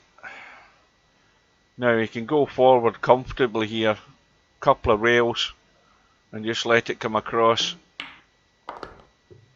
In fact, he doesn't. I've forgotten again. That's the second time I've forgotten about the handicap. So, the crisis is over for the moment. Larry's got it back all square.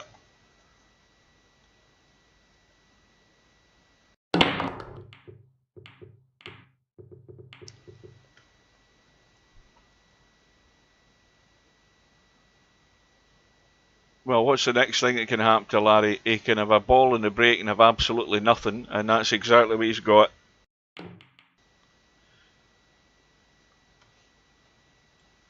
But once again, he's not come up with the safety. He's left enough room on that cue ball to get over the 6. The 1 ball's going to go in. And it might be back to square one here for Larry. Right, what happened in your match, Simon, against LS3? Did you have temporary sanity for an hour or so to win that match? What the hell happened in that? To come out with that good result. I'm doing a player interview here, by the way, for anybody that's listening.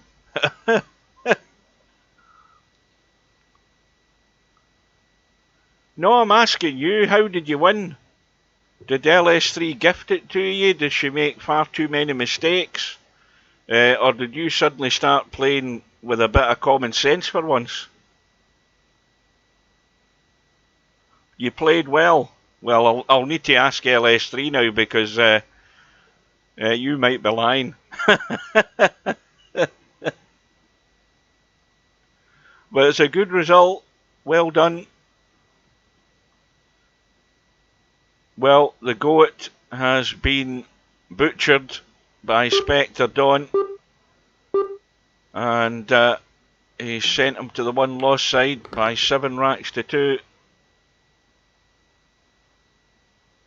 Well, that's exactly what it's all about in the bar table.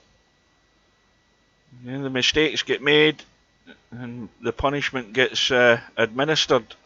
That's what it's about. Because anybody's got a chance of winning matches in that bar table. That was a shock result, so it was. Well, Larry banks the 4, or was it the 3? I'm not sure what had gone in prior to that, but again he's awkward, really awkward here.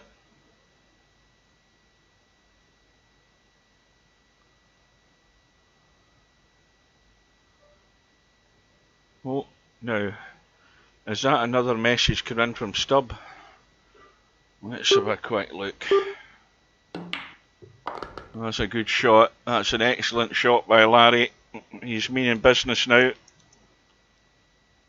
Yes. Now,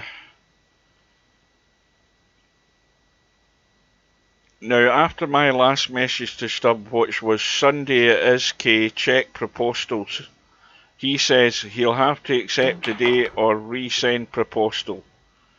Lightning strikes will continue, K. That's Stubb. I think he falls asleep and then he sort of wakens up and then realises he has to type another message. He goes quiet for little spells and then you get a whole bombardment of trash coming through. Yeah, Bedhead liked that shot in the 5 ball. It was a great shot. And Larry, from 3-0 down, has got himself in front. I told you, biggest mistake you can ever do is annoying Larry by getting lucky rolls and leaving him nothing. That fires him up. It's like poking a wild animal with a stick. It's not a good advice. You're best to leave Larry well alone and don't annoy him.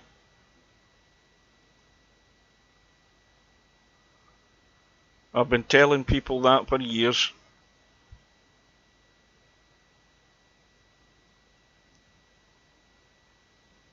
Well, he's come up good here.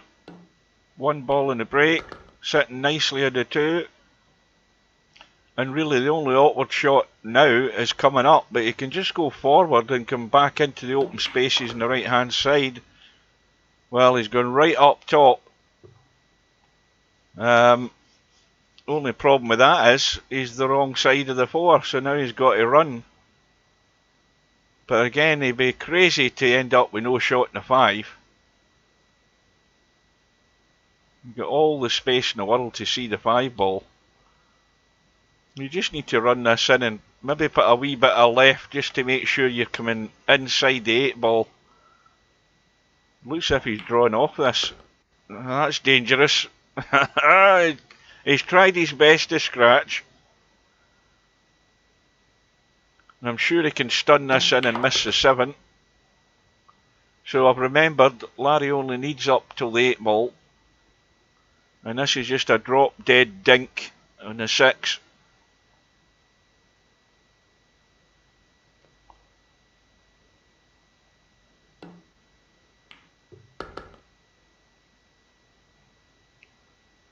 Well, go anywhere you like on the table here. You've got to have a shot in the 8.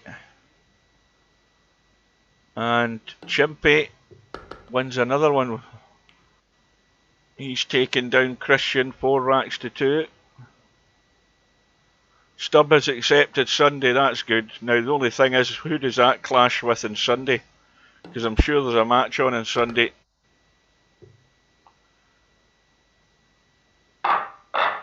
So, it's 5 in a row for Larry.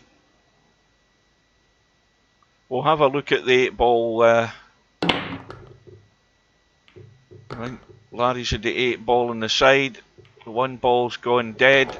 5 balls gone up top.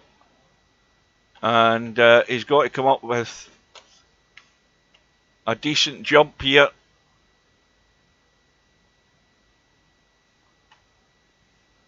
And this cue ball's got to be on the 2 ball. It's got to come across the table. It's bound to be on the 2. Well, it'll do. It's going up top, and that'll bring him just back for the 3.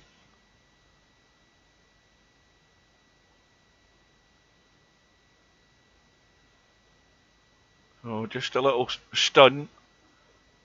Wee bit of dig, just to get across for the 3.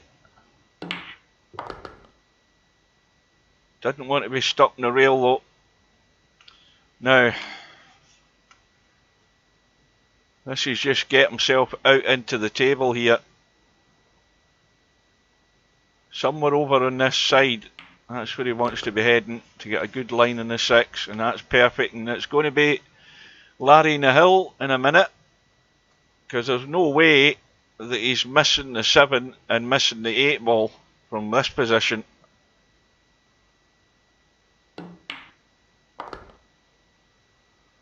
Yeah, I thought there was a match on at 8.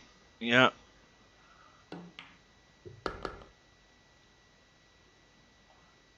And LS3 survives as well. She's taken out Stefan 4 racks to 1. So this tournament's going to be quick tonight again, even with 16 in.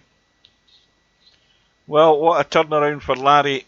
It was doom and gloom when he was 3-0 down, looking for a better roll of the ball and finding consistency, and he's found something.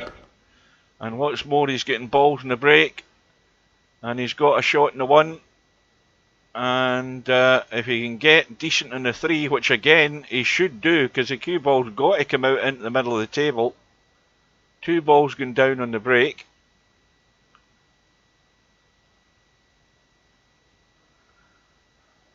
So really, this is the only problem ball. Well, I take that back. The 8 ball's a problem, because you can get to the 8, but that 7 ball ideally would be going into the left side pocket so that you can drop down onto that 8 ball. That's the only thing that might scupper Larry here. So it's so important how good he gets on this 7, because see if he finishes top side of the 7. If he finishes here in this 7 and he's having to run the cue ball, he's going to have to get the pace right, perfect, to get into that gap onto the 8. So that's where it could go wrong.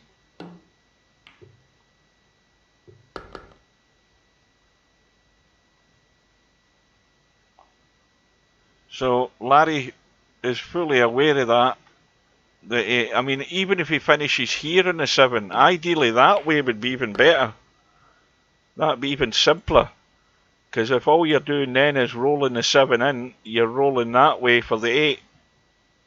So he's got a choice. If he goes up top, he has to finish there on the 7, and that way he can go there and that angle to get to the 8. So I've given him choices to how he gets there. It's entirely up to him how he does it, but it looks as if he's going up top, or is he trying to come out? Let's have a look. Well, I think he's fine. I think he's fine. He's going to catch the rail. I don't think he'll hit the 9. Just got to let it run and watch the pace. And that will do. And it's game over. Big turnaround for Larry from 3-0 down. And it's 7 in a row. And he's taken out Bedhead. That's a cracking result for Larry. That'll get him going. Well, loads of results again flying through. And we have a hot seat match. And it's of course Spectre Dawn lying in wait. Larry about to join him. We'll have a quick look over in the one loss side. We've got Chimpy against the Goat. They've just started. And we've got Bedhead up against LS3. And that is where we're going to go. We're going into this Bedhead. In fact, Chimpy's 1-0 up against the Goat. But we're going to go in and watch LS3 against Bedhead. Let's get in there. And then we'll catch up with the Larry Spectre Dawn match.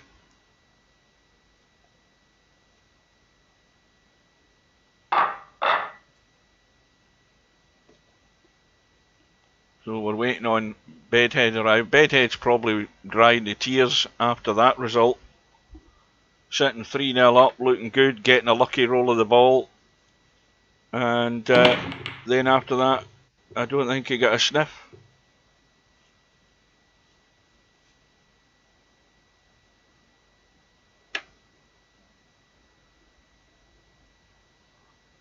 Right, LS3 on the right hand side with a carbon shaft.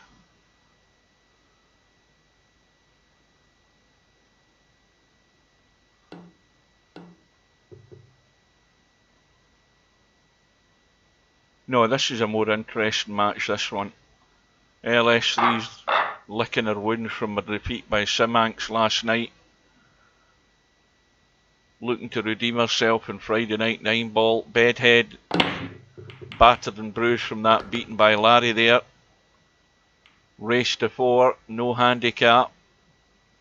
LS3 breaks off, 2-ball goes down. Can't see the one.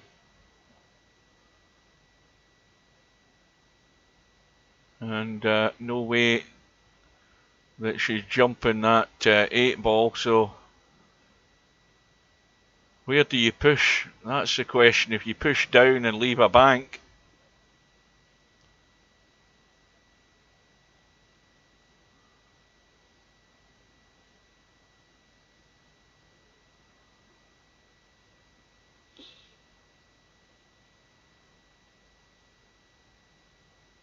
well, rolling in the 3-ball and leaving the cue-ball there won't do any harm. That's not left anything easy. In fact, Bedhead might put her back in, or he might cross-cut this one into the side. So, you know, LS3's taking a chance. It's not easy. And the question is whether Bedhead's going to take the bait.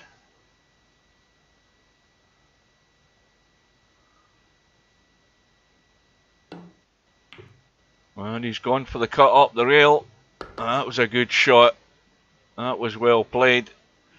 Now he's got to get the cue ball out of there though.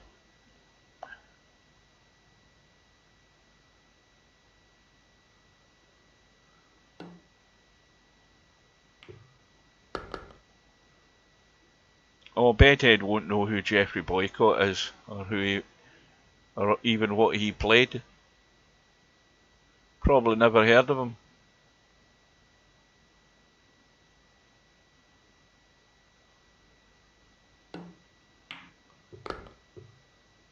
Well, Bedhead took on the challenge. He didn't take on the crossbank. He went for a difficult cut. He's got it, and he's more than likely going to get his reward for it.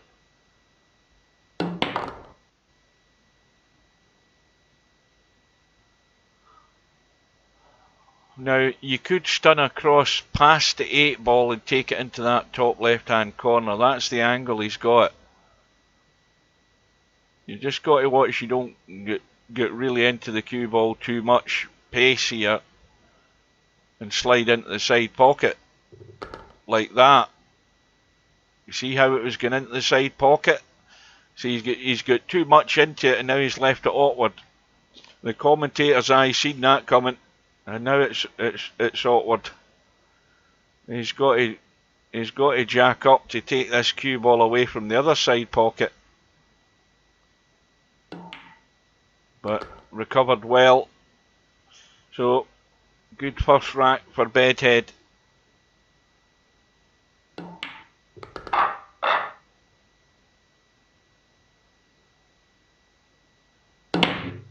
And there's that line of balls. How often do we see that? How often do we see that situation there in this 9-ball? The line of balls at an angle, and usually one of them's sort of locked up. Let's have a quick look. Well, this time they're all clean. They all go. And what's more, Bedhead has come up dry, and straight away LS3 has a chance to quickly respond. Now, she's the wrong angle in the two. The cue ball's running up table. She can go up table with the 2-ball, and the danger with this is getting a hold of the 3. So she's played it soft, and now she's going to be hampered.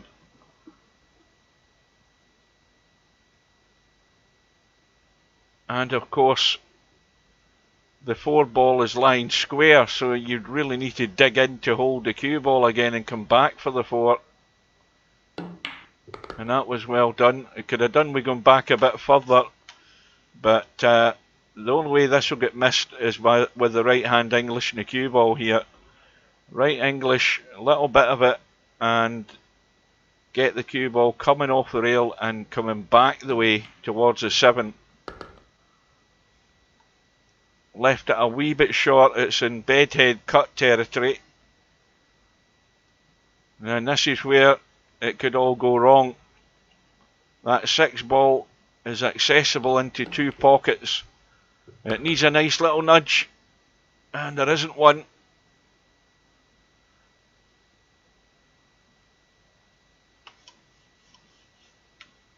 Well, this is a feather dink and get to the rail, but don't get to the rail too much. I think she's okay. I think she's okay.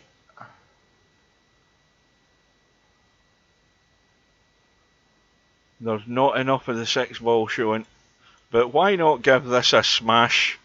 I'd give this an almighty blast. I think the way these balls are sitting, you could get really lucky. I'd amp this up and smack it off the rail and kick the 6.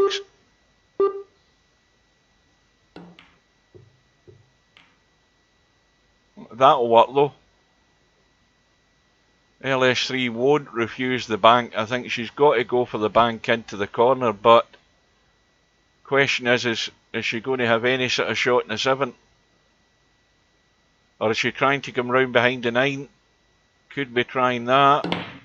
Yeah, she's had a blast, but the cue ball's blasted straight into the bottom right hand corner. Well, Chimpy has gutted the goat. The goat has gone. He is cooked by 4 racks to 0. Told you this was a more interesting match to watch. Well, Bedhead is about to go 2-0 up.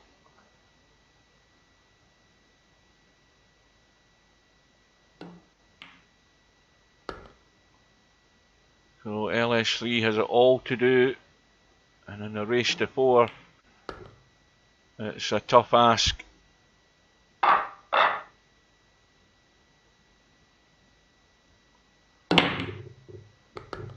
Quick look at the bracket and have a look at the latest score. Well, Larry's got the same problem again. Spectre Dawn's already 3-0 up in that match. But that's the way Larry likes it. It worked for him against Bedhead. He's going to have to work hard again against Spectre Dawn.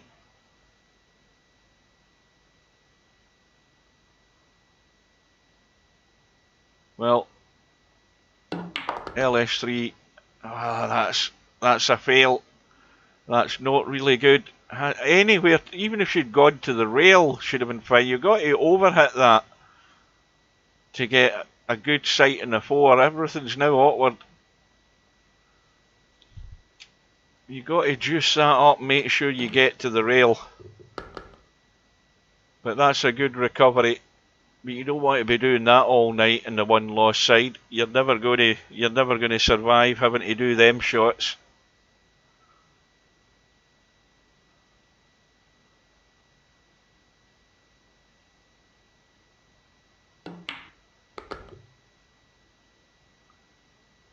And now, the angle in the 6, you've got to go across table, take this 7 ball long into the gap between the 7 and 9, and that's better pace. Bit straightish. So the 8 ball's going to be long here.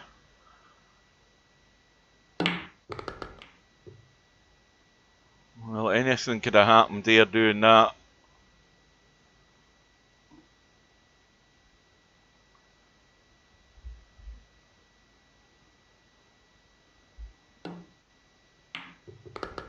So, LS3 gets herself off the mark.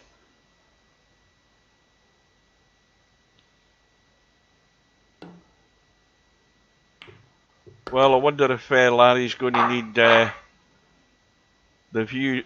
voodoo talents of the commentator joining the room once this match is over.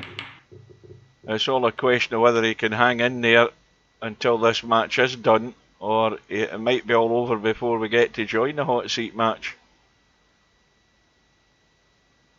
Well, LS3's came up dry. He's left nothing on. Push out for Bedhead.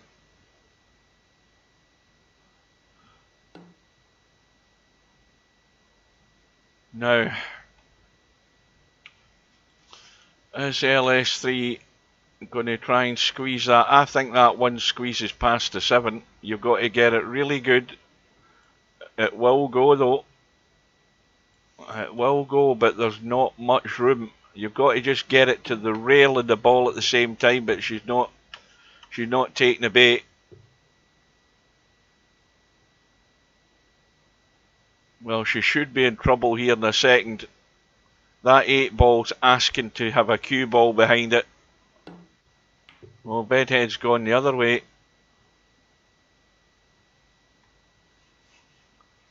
Well, that'll work as well. It's an easy kick though. I mean, this 1 ball could go in. It could go into the corner.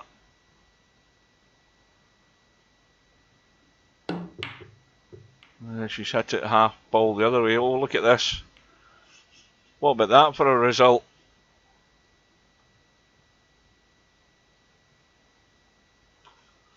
Well, I think that Bedhead can catch some of the 1 ball. Just getting to that rail with a bit of spin.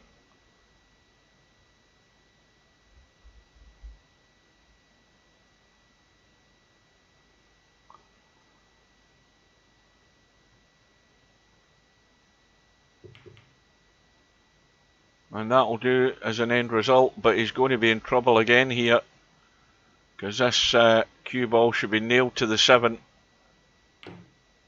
And that's poor. LS3 hasn't got the execution right there. I mean, again, she's come out on it good, because the 1 ball's not going anywhere. Blocked by the 4, but it was a poorly executed shot there. That was just a little stun away there, I think. And that cue ball would have been stuck to the 7. And of course, Bedhead shows LS3 how to do it.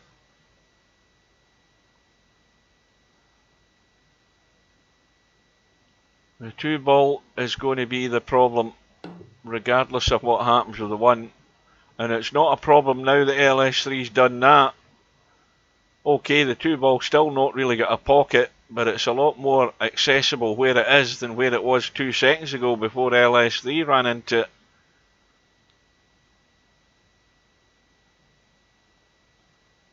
And when you're kicking at a ball that's what you've got to be careful with, that you don't do what LS3's just done.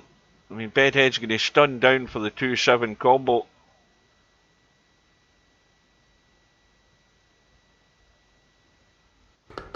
Oh, is he trying to get into the little gap? Yeah, he's just overcooked it. He's just overdone it. Now, he should be on the 3 regardless here. Played it well. And punishment may well be about to be administered here to LS3 for the poor safety.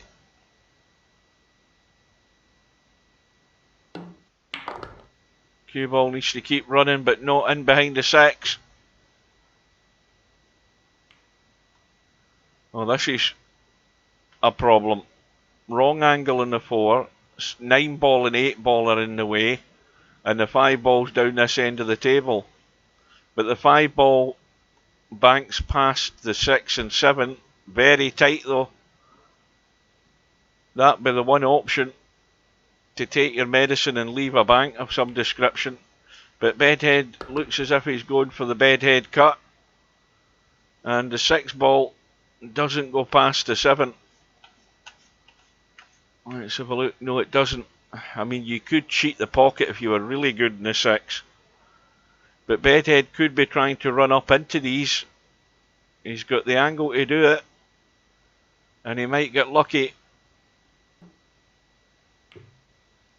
Oh, he's got to get it into the pocket though. And he did get the bump, and he did get good. But he didn't get the 5. Got everything right about that shot. Got the little bump that he needed. And the 5 ball was just like 5 or 6 millimetres short of where it had to get to drop into that hole. And LS3 breathes again.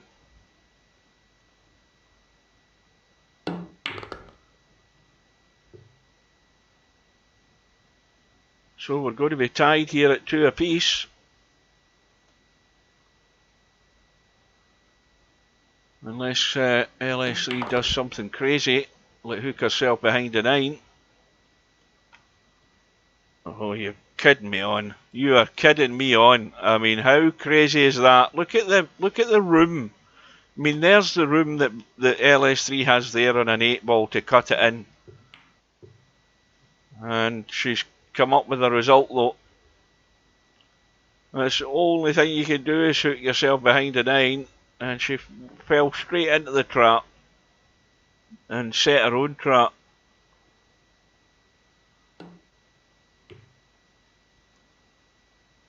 Well, what does LS3 now? Now, if I'm LS3, I'm banking this 8 ball because I've got out of jail here. The fact that I've messed up the shot from the 8 to the 9, I think she can get to the 8 to try and play the bank. I'd be giving this a slam and saying to hell with it. Well, it's definitely gone now. I would have hit it harder than that to give it 2 goes and get across the other side. But she deserves this, because if you're sitting on a 7 ball and all you have to do is dink the cue ball off the bottom rail to get up high enough to cut the 7, you don't overhit it. You make sure you don't do that. And got herself right in a hole. So Bedhead with the break in rack number 5 with a 3-1 lead. And he's had a ball, which is a 2 ball. Now, does that 1 ball squeeze? Yes, it does, I think. Or does it? No, it doesn't. Oh, it does when you look at that angle. You can cheat the pocket.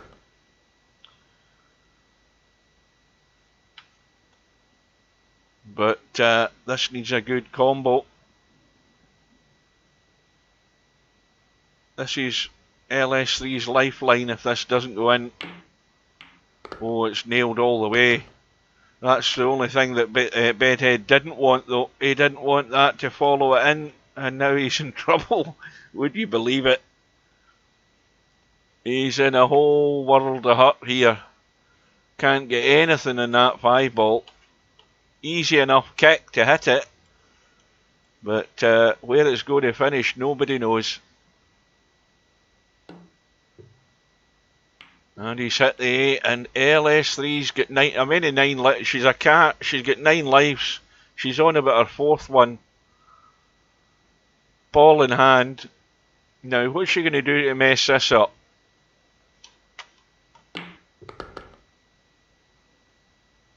Now, again, leave the angle in the 7. And if you've got 2 choices, you either go to the, well, there's the result. Larry's been blitzed.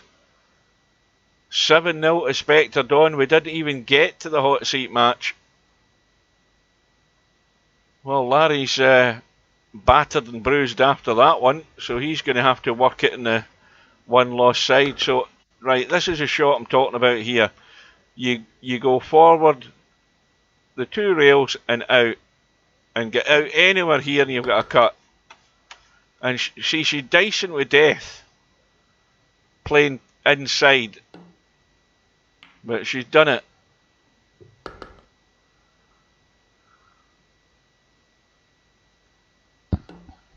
And Stubbs in, blabbing his mouth off in the room.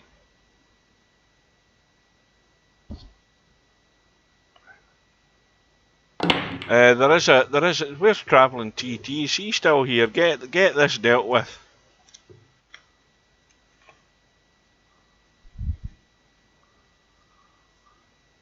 Well, some strange things happen in matches. You begin to think it might be your night when you're still in the tournament. You're still trailing 3-2, but you're still in the tournament.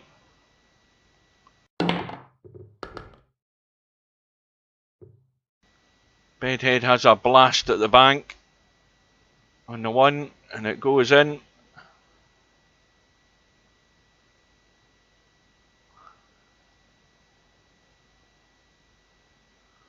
Oh, that's a great name, that, isn't it? Jesus Christ.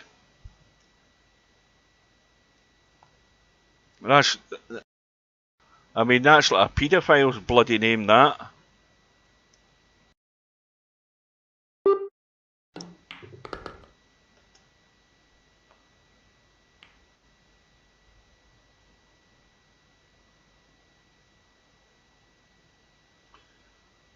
Well, Bedhead's going for the jugular here, blasting in that 1 ball to get started. Now they're all there. This is the critical shot. Getting on the 4 good to get on the 5. And to try and get onto that 4 good, he had to move the cue ball, which he did, and he was good in the 4, but he's missed the 3. And LS3 is going to be asked to, well, I don't know whether she can hit the left side of this 5. Oh, that's perfect. Commentator's eye. Hit the left hand side of the 5, and now she's good in the 4.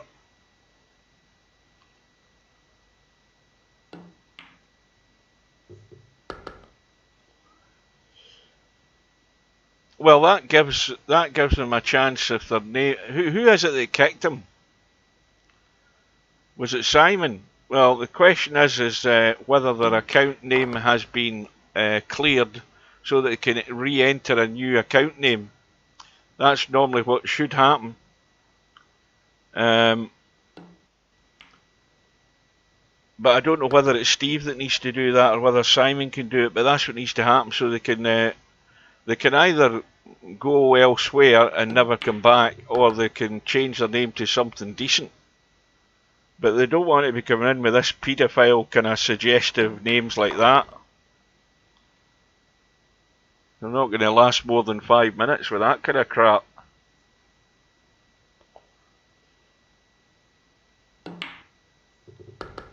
It's amazing you still get arseholes like that online. I mean, they creep out of the dark corners of the internet, and then they appear in here. Well, we've suddenly got a match on. We're 3 apiece. LS3 breaks off, 5 ball goes. We've got a problem. And the problem is the 2's nailed to the 9. There's no shot in the 1 basically. And LS3 has got to try and get as much distance as possible. And that could work. I mean, the one's not getting banked. And this is tricky to make sure LS3 doesn't have anything on the one. The only thing is that, of course, it doesn't matter about the one ball as such, as long as you don't leave it somewhere where you can get the break out in the two if you're playing a safety, and the safety doesn't work out. Is that getting to a rail? Yes, it is. So LS3 is in trouble. Now, this is tricky.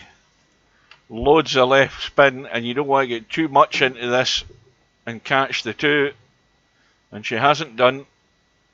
And now with ball in hand, Bedhead has to try and work something out here. This is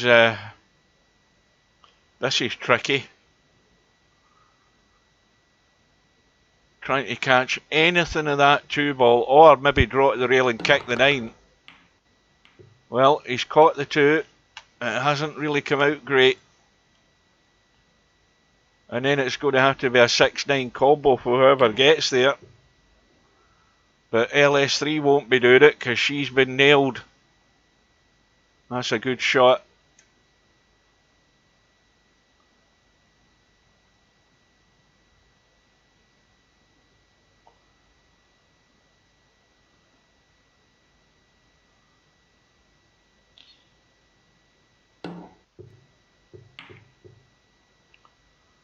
Well, she's got the kick, but that could be her last shot in this week's Friday night 9-ball.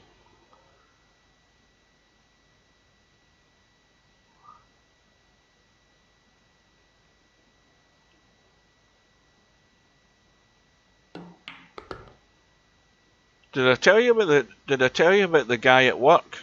I must have mentioned that. I think I must have mentioned it in a stream a while ago. There was a guy that worked in .com, right? And now this is nothing against him, and for the fact that I'm pointing out that he's gay or he was gay has got nothing to do with it. That's got nothing to do with what the story is.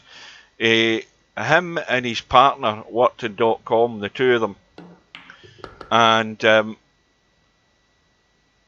he was English. I can't even remember his name. I've forgotten his name. And the two of them worked in .com, and I don't know how I got to hear about the story. There goes the 6-9, so Bedhead survives. But to cut a long story short, and how the police found out about it, I don't know. I think he must have been. It might have been his service provider, but I think he had downloaded. Yes, this is where I'm going. He had downloaded images of you know what, young kids from the internet, and he had X amount of images on his PC, and the police obviously got the PC, examined it, and he ended up getting arrested, and he was posted on I think it was a Facebook web page. I think it might have been Facebook, where there's a page that's been set up for people to put photographs of these folk that are committed, that have been convicted. Sorry, not committed. And of course the neighbours and that were after his blood once they found out, and he had to get police protection to get Huckle out of the house. Needless to say, he doesn't work in our .com anymore. He's long gone. But it's amazing that people all around you are up to these no good things, and then the shit hits the fan. I mean, how could you be so dumb, first of all, to be doing things like that via your own internet provider, and the internet provider isn't aware that you're up to no good? That's the thing. No, gay had nothing to do with it. I mean, it's just the fact that he lived with his partner. But The fact that that he had young kids' images on the PC, I mean, that's a bit I don't understand. Whatever turns you on, they say, but you know, at the end of the day, this is this is a guy that I worked beside for maybe a couple of years, and you wouldn't have thought anything like that about him. I mean, and he actually he sounded quite clever, you know, because a lot of folk that I work with, they're usually students. Most of them are students where they're working part time anyway to top up their funds while they're going to college or university and that sort of stuff. So he sounds quite half decently educated, so he was. But all the time, that was the image that we were getting. He was up to no good. I mean, that's the thing. I mean, the fact that I pointed out that he was gay, I mean, it had nothing to do with it. What puzzled me was the fact that he was gay and it was all just young kids and stuff. I don't know whether it was just young boys or whether it was boys and girls or whatever, but it was obviously disgusting stuff that he had on his PC, and he's on the sex register now, and whatever else happened to him at court, I don't know. Anyway, down to business here. We have the one loss side to resolve because Spectre Dawn is in the final. Let's get into this match with Bedhead and Chimpy. But as I say, and this goes back to this guy who came in with that bloody name. I mean, what kind of thoughts are going through that guy's head to come up with a name like that? That sets you thinking about this guy that's come into VP4, chosen a name like that. Has he done that because he's thinking he's funny? Or has he done that because that's what turns him on as well? We've got bloody perverts everywhere.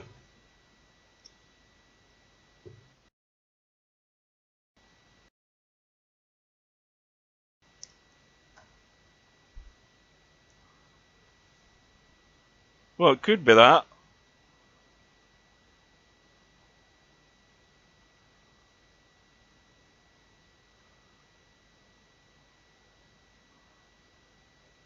Yeah, he was English.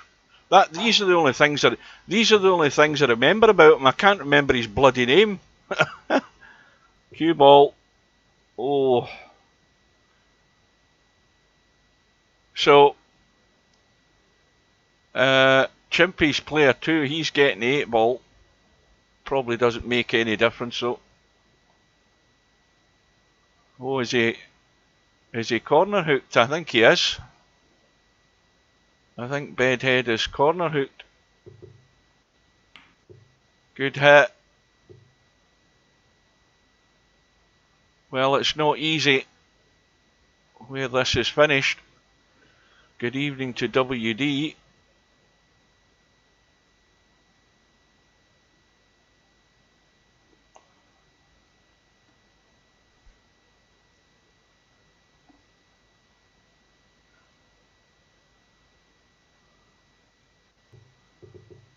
Well, that was the right idea.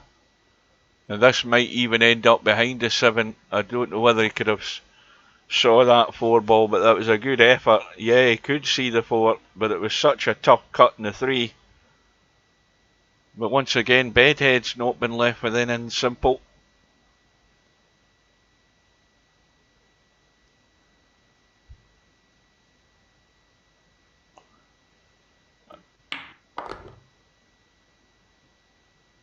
Oh, if it misses the 8, it won't though.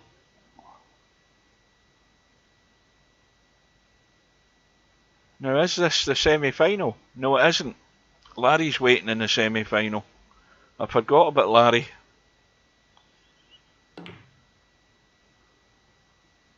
Well, Bedhead's tried to tuck that cue ball away, but again he's given room. There's enough room. Well, there's enough room for Bill to jump that. Chimpy doesn't think he can get it.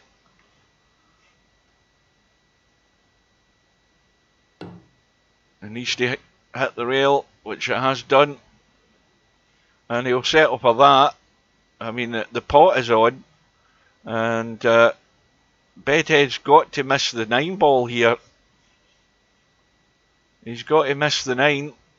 Or if he hits it, he's got to hit it firm to get it out of the way and get the cue ball moving across. Oh, that's well played. That's excellent.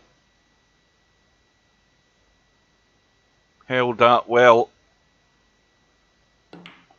And he's good to go here to get first blood.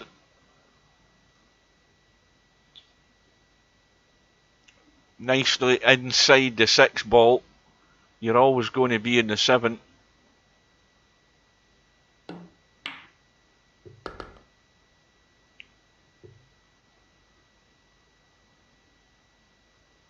So, the tournament's been on for, what, 2 hours and sort of 18 minutes or so.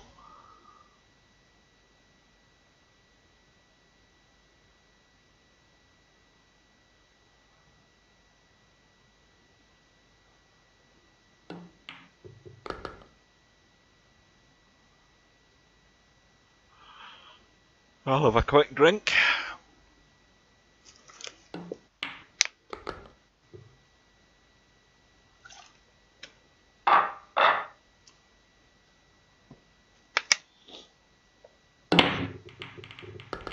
Couple of balls into the side. One of them was a 3 ball, 8 ball when kicked in. And the 1 ball is dodgy into the side. But that's a shot I think you've got to play. It's a thin cut into the side. Or you've got to try and nail the cue ball to the 2, which is pretty well done by Bedhead. He took the obvious option when it was there, rather than going all out. It was a dodgy cut into the side pocket. But Chimpy's got the hit now. He needs a, oh, he's got a roll. 5 balls going in. And he's got the cut in the 1. So he's got to go 2 rails here, across to where the 7 is and back out, and just got to judge the pace. Well, I've always said this, it doesn't matter about the fluke. What matters is what you do after the fluke. And Chimpy has to take full advantage here if he can. This pace looks perfect. That was well judged. Now, it all looks fairly simple here, but where the problems start is when you go from the 6 to the 7 and how good you are on the 7. And there's certain ways to be on this 7 where it makes it a lot easier to get around and down for that 8 ball. Because obviously it's only going into the corner pocket or the side. But I don't believe you want to be up the top right hand corner to play this 8 ball into the side. Now, how straight is that? Well, this is forward with a bit of right to try and get down to the side pocket. See, the thing is, when you put the right hand English on it, it kills the cue ball a bit. So you've got to judge the pace right. He's left it short, and it's tricky, but he's played it well.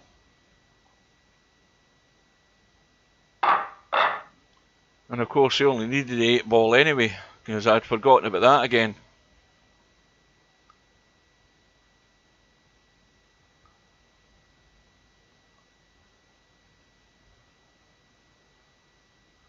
So 1 apiece.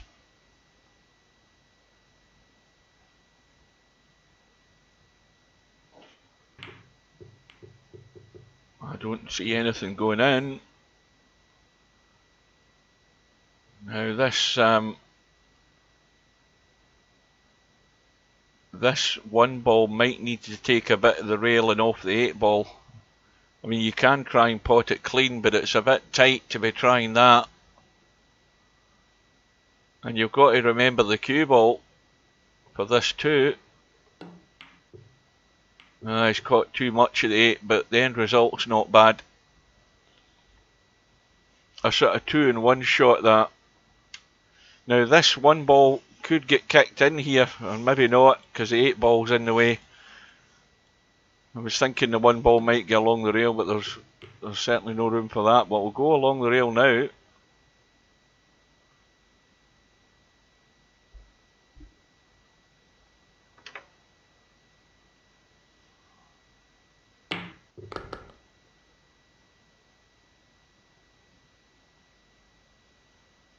Well, this is just a sort of gentle drop into the corner, let the cue ball come out, and then you pot the 3 and come in behind the 5 and 8.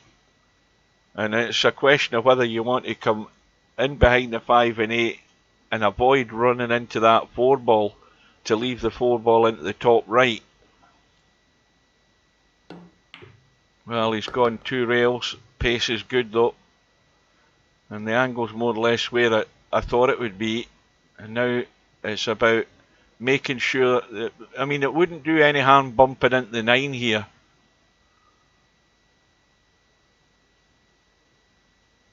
He might be, I mean, I don't believe he wants to come inside the 5 and 8. Yeah, he's got the pace perfect.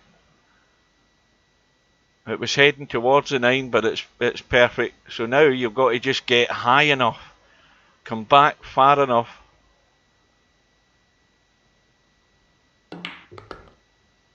And that'll do it.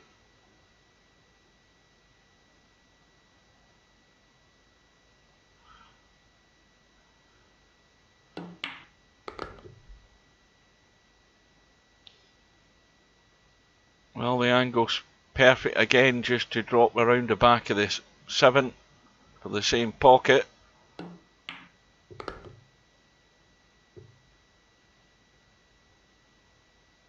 And again, the angle is perfect.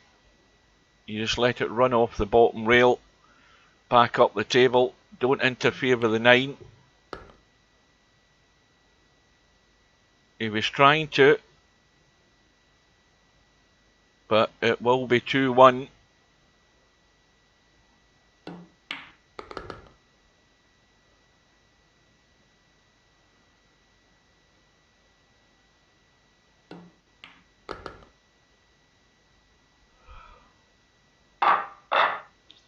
Well, Djokovic must be odds-on favourite now at Wimbledon.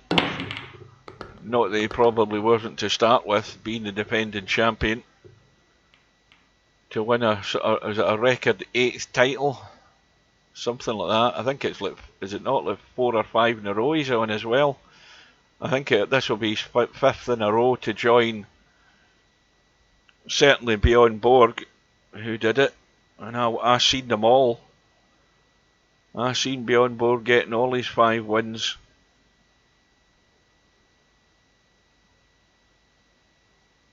And I also saw him lose to McEnroe the next year when he was going for 6 in a row.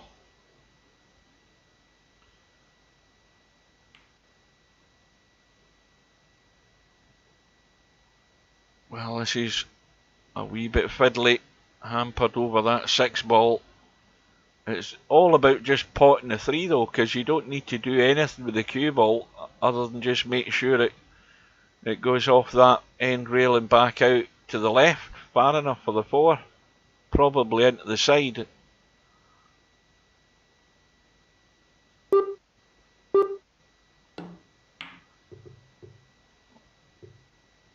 Well, he ended up overhitting it slightly, but he's got away with it. He's got away with it again. Bedhead's in his fair share of rolls of the ball tonight, particularly early on against Larry. And he's got away with one again.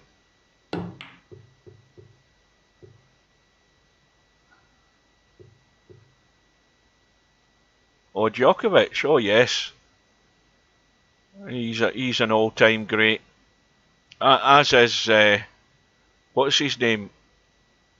The Spaniard that isn't there this year, who might well have played his last Wimbledon. And I've totally forgotten his name as well. Nadal.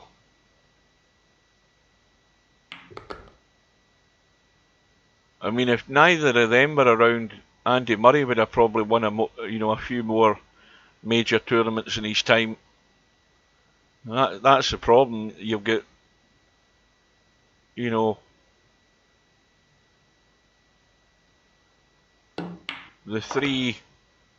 some of the three best players or the best records in tennis that have been around for the last 20 years, while Andy Murray was trying to become one of them.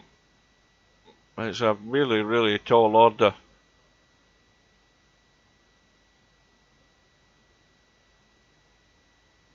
So you Nadal, Djokovic, and what's his name? He was at Wimbledon this year getting his award. What do you call him? The Swiss player. I've forgotten his name as well. Federer, that's the one. Yeah, Rafa Nadal's won a record amount of.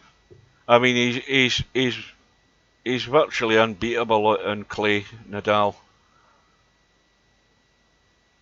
Incredible French Open record that he's got.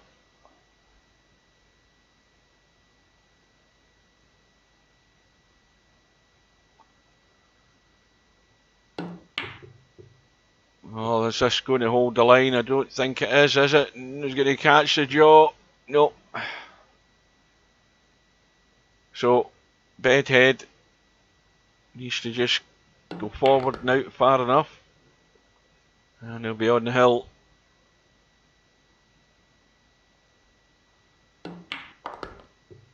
Well, you think about it though, tennis is a sport where, you know, most of the time the top players, not just the top players, but most tennis players are playing their careers with some form of injury or another.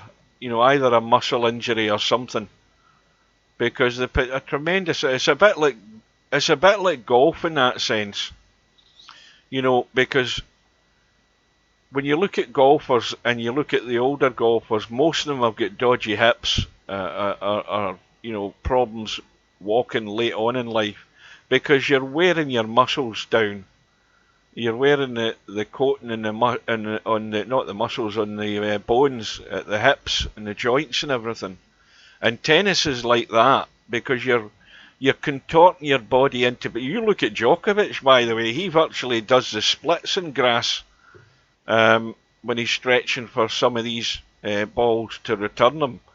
And you're putting your body through all sorts of contortions and slipping and sliding in grass as well. You've got to be really supple to do the stuff that Djokovic does and be able to stand up on 2 feet. But you'll pay for that later in life.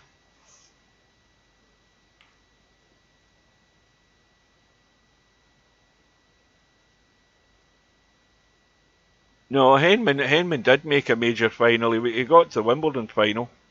Never won it. Or did he? I'm pretty certain he did.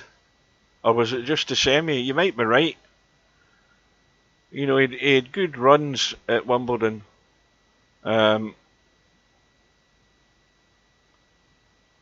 Look at Ronnie Coleman. Who the hell's Ronnie Coleman? Never heard of him.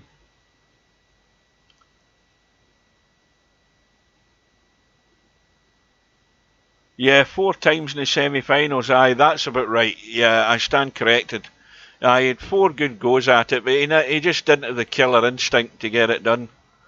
And he had the right kind of game for Wimbledon, but same problem for Hedman as well, because a lot of those players were still around that were in the middle of their careers at that time.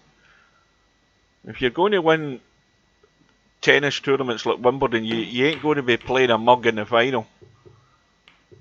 You're going to be playing top class.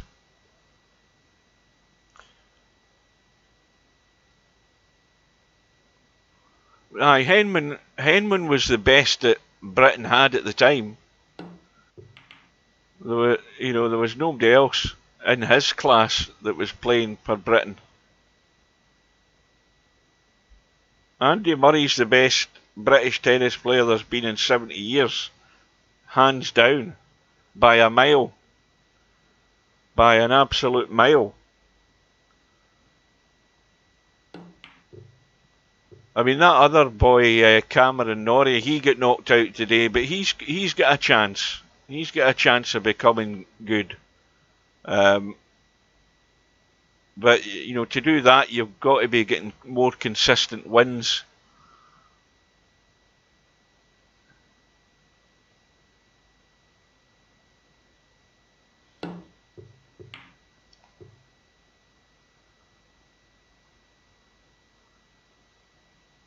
Well, Chimpy's hanging on here by his fingertips.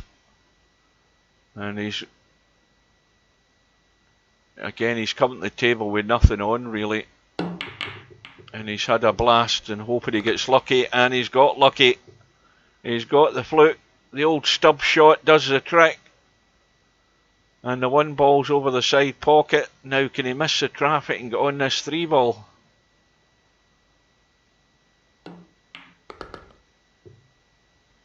Oh, doesn't want to do that. He doesn't want to do that. And he's not. Oh, he's got the hit. Now he's scratched. Now it's went from looking like he had a chance to pinch a rat back there to now having probably played his last shot.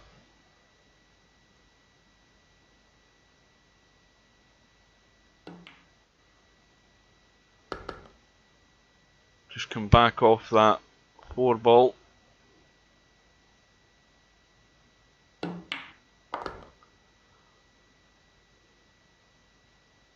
Almost get into it too much.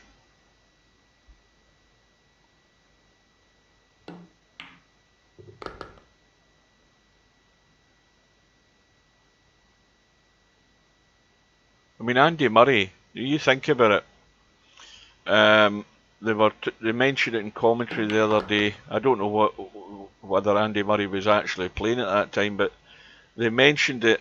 You know, Andy Murray he's won 3. Well, if you include the Olympics, 4, but he's won 3 major events. He won the US Open and he won 2 Wimbledons, and he's won loads of other smaller events, including one last week, I think it was, in that Challenger Tour, and of course he won the Olympics, and he's won £50 million in his career. £50 million. You think about bloody Djokovic and Federer and Nadal have won over the years. Andy Murray's is just a drop in the ocean compared to what they've won. So Bedhead is through to the final, to the semi-final, sorry, up against Larry.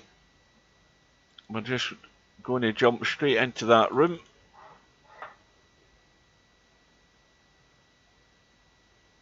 Yeah, 50 million.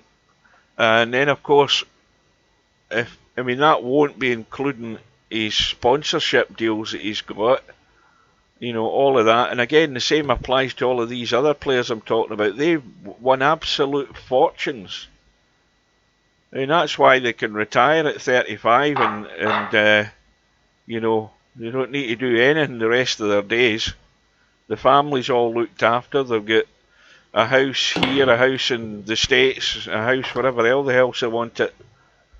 A holiday home abroad. You know, it's a great life, but well, you know, it's hard for the rest of them though. You look at those players that are ranked 200 odd in the world. That's a different ball game altogether. It's like any sport, you know.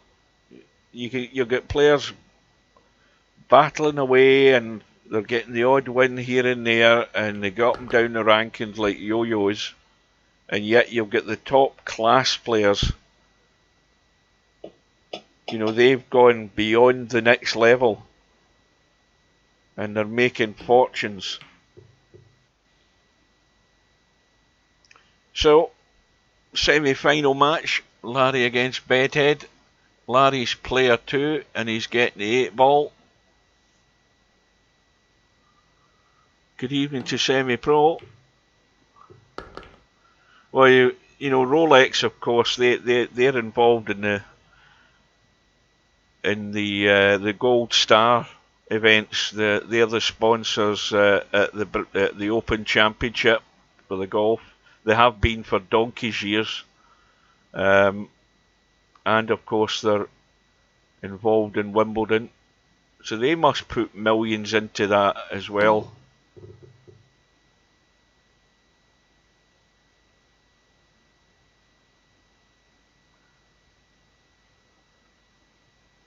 But unfortunately, pool isn't box office. I don't know why. You know, as I say, I mean, it never sees the light of day on terrestrial television. You're never ever going to see pool on our normal TV screens unless you've got Sky Television, unless you've got satellite. You'll never see a pool table.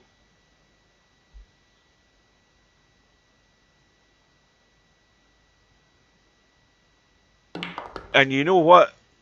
So for anybody that's in the UK, what pool needs, whether it be 9-ball or 10-ball, it needs some sort of TV program on the telly, not on Sky, but it needs something like that, like a Pot Black that we used to have over here, or that Jim Davidson Big Break program that he had to bring a sport like pool to the masses, and get some of the pros involved in the thing, and have some sort of either event that goes on in a weekly show where they play, you know, it might be a race to 5 racks or whatever or something. They need to have something like that, but they wouldn't get the investment because the program or the person that runs the sport or light entertainment or anything like that wouldn't be interested. But that's what it needs. It needs something to get people interested in it. But they just don't think that the public are interested in it. And frankly, most of the public aren't. Ultimate Pool is booming. What the hell's that?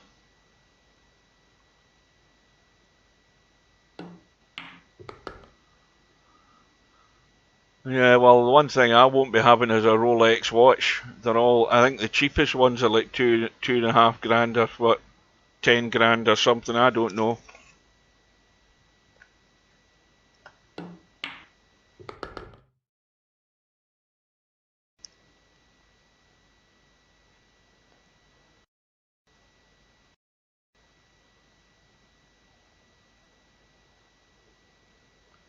But that's just a status symbol, isn't it? It's like driving a Ferrari. It's just letting people know you've got money. Steve's probably got a Rolex. Remind me to ask him. I bet you Steve's got a Rolex watch. Because Americans are the type of society that like to know how much you're earning or how much money you've got in the bank. So it's all, you know, it's all about how good a job you've got in the States, and see whether you're richer than the next guy. It's a big ego thing, that. But I bet you Steve's got a Rolex watch. I'll put my money on it. Yours is definitely a £10 Rolex then.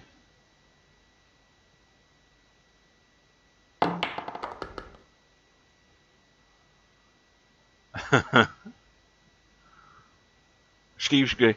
You know, the next time Steve's in the stream, I'm going to say, Steve, by the way, have you got a Rolex watch? He's going to say, what the hell's that all about? No, I was just saying the other day there that there's people with money that like to have things like Rolex watches, just to let people know how wealthy they are. I'll tell you something, the watch I've got on is a, what do you call it? I've totally forgotten the name. It's a G-Shock. And I spent 300 quid in it because it's got the satellite thing that sets the time for summertime and everything on it. That's the most expensive watch I've ever bought. A G-Shock.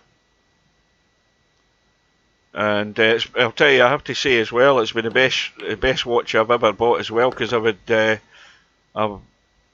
just recently I ordered a new strap for it because it's one of those sort of PVC straps, and the first one was crap that came with the watch because it got because I've been working in .com, when I put my hands into the shelves and bringing things out, it actually more or less cut in half, the strap. So I've ordered a new one on the internet, because you can get the right proper ones on the internet if you have the right part number, which I do. And I got it delivered, and then luckily we've got what do you call those places that repair your shoes and everything, the name of that company? That we've got one of them right outside our Tesco store. So I went in and handed the strap in and said, look, I can't fit this strap because it's too bloody tricky, and he fitted it for me. Didn't charge me anything. Something like that. Yeah, the guy puts watch batteries in and puts batteries into your car remote and all of that stuff. But that's the best watch I've ever paid for. 300 odd quid I paid for it. And I mean, it doesn't. It's solar powered as well, so as long as it gets enough light, it keeps going.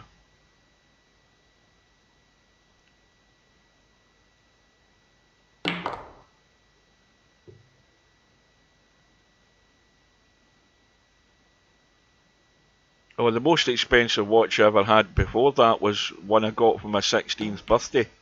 And it was just a standard watch, you know, metal strap and everything on it. And that was before you had, you know, the electronics came into watches.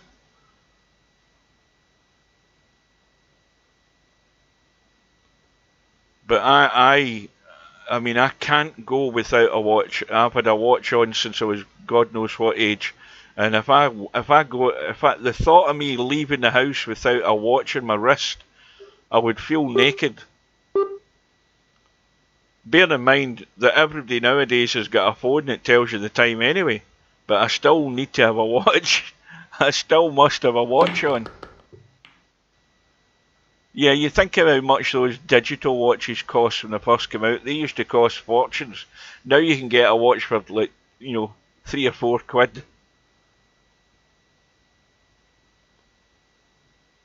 And it'll still tell you the time in Shanghai.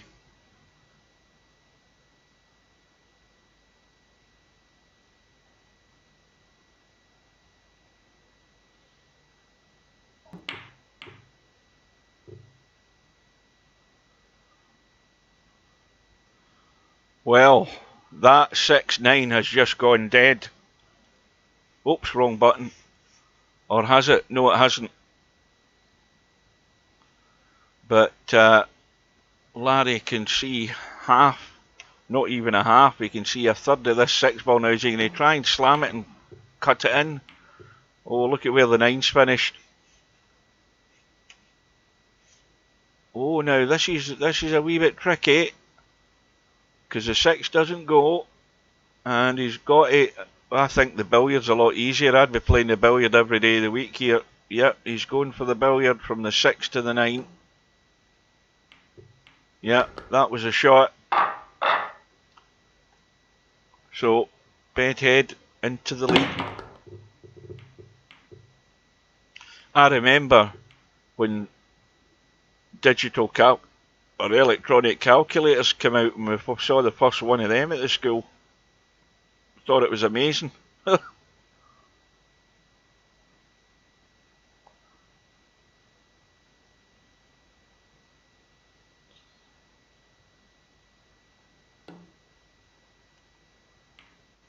Oh dear.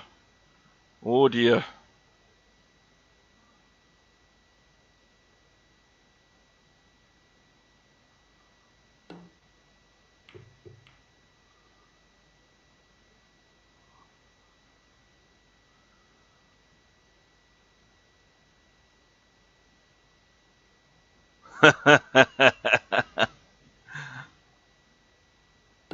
Yeah, that's what we used to do with the calculators. Put numbers in and then turn it upside down to read boobs. Well, I'm at the end of my first week of my summer holidays, Spectre Dawn, semi-pro. I've got another week to go.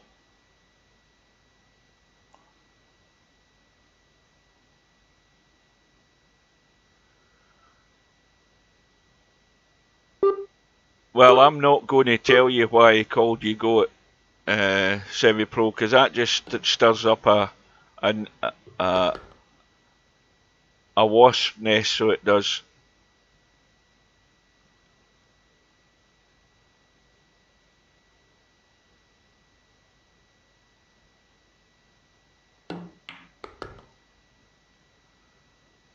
Well,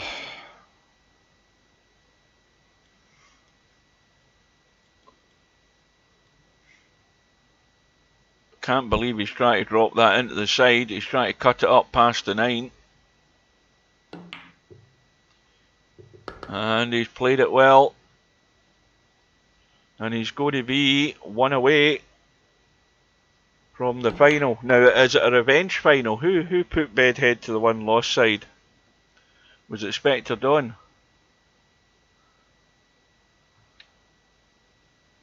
No, it was Larry.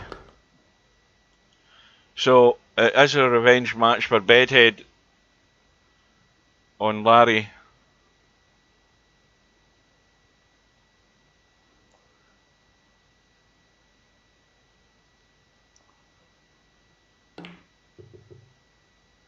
Oh dear. Commentator's curse. Bedhead has blinked.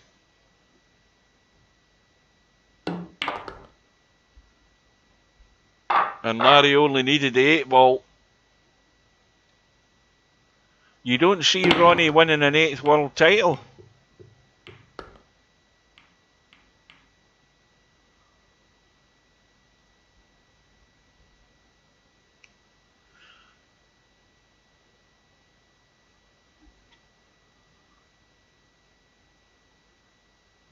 Well, we don't have 3 balls lined up at an angle. We've got a triangle of 3 balls. And I don't think any of them are going anywhere. So Larry's got his work to do. Now he's going to try and break out here if he's got the angle, so he should be able to cut the 4. And, oh, now. Oh, he's fine. He can just dink the 4 in. And he's going to bump that 9. He's got to come back a bit off it though. How is he sitting in this 7? Well, that'll do it.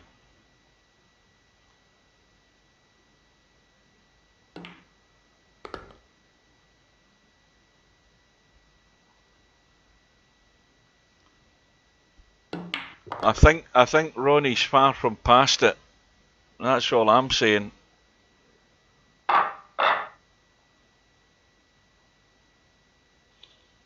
Well,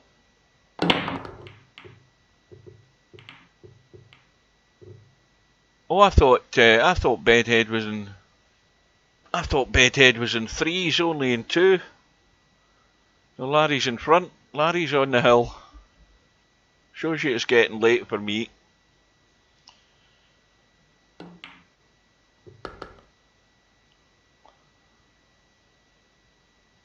Well, he's just got to stun through the gap.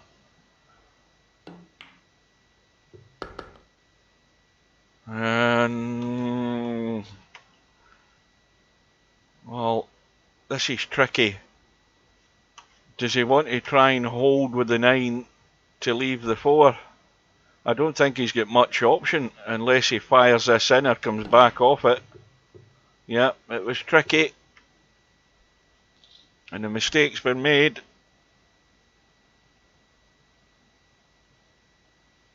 Well, it's not so much that he's got at least another 2 world titles in him. I'm thinking that, that he's probably maybe at least 3 world titles short of where he actually could be. That's what I would say.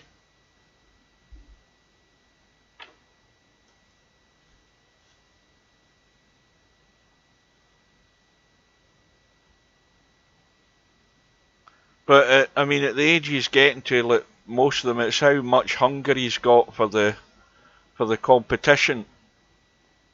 It's all down to him, because he's still playing at a very high level. He's still got the best cue ball control in the game. He still scores one of the heaviest in the game when he's on his game.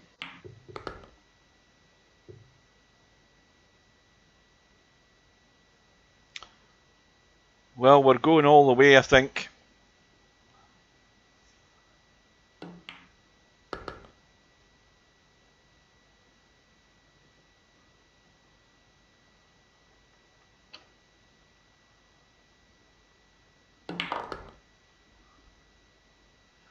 So Bedhead will break off for the match.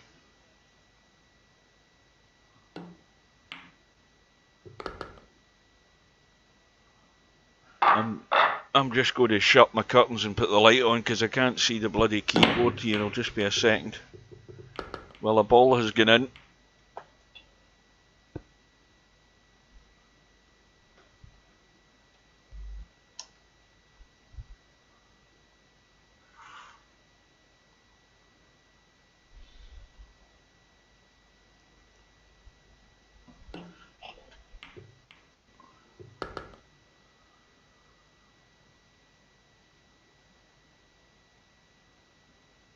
Well, Larry's just got to hope that he gets a chance. And this, again, is a wee bit tricky. Now, Bedhead could just leave this cue ball top end of the 3 here to simplify things in terms of getting onto the 3. Yeah, he's checked it up to hold it. But I don't know that that's particularly great. Let's have a look. See, this is tricky. Look at where the 4 ball's blocked. It's blocked by the 9 and blocked by the 8. And he's got to punch this in. I mean, to try and get the cue ball out for the 4. This is not cut and dried. Is he cutting into the top pocket? Looks as if he's taking it aside, but this cue ball has to move. He's going to have no shot decent in the 4.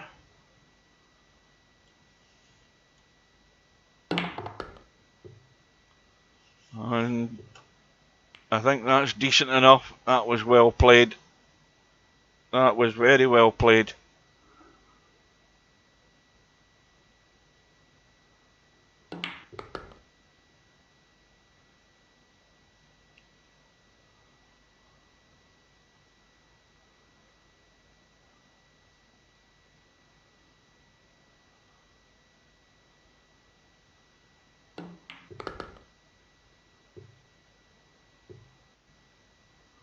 And that will do. Should be plain sailing now. 8 ball into the left corner at the bottom and 9 ball into the side would be the order of the day here. Just a roll through. So it's Bedhead going through to the final. Larry's had a good run. Again, coming out with more V dollars than he had when he went in. So Bedhead and Spectre Dawn in the final. Now, just when that room goes up, what I'm going to do is just type show banners and we'll go and have a quick look at the 8 ball bar table because we should have confirmation. We'll get the Larry semi-pro match tomorrow night at 7. We've got Bankster and Coldest Pillow on Sunday at 7 o'clock. And then we have Linus and Sergeresh at 8 o'clock. And then after that we've got Cobra and Stubb at 9 o'clock on Sunday night. So we've got matches overlapping. Now, needless to say, we're going to start on Sunday night with Bankster and Coldest Pillow. And then we've got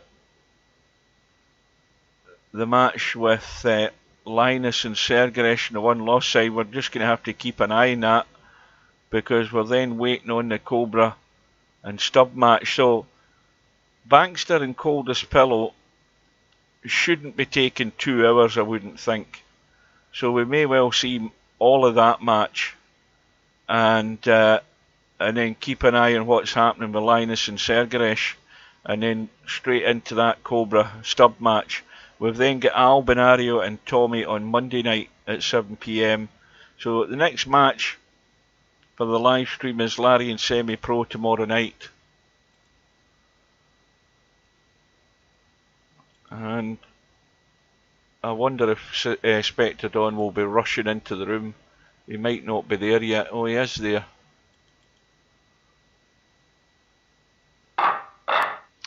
So Bedhead has won the lag, race to 9 in the final.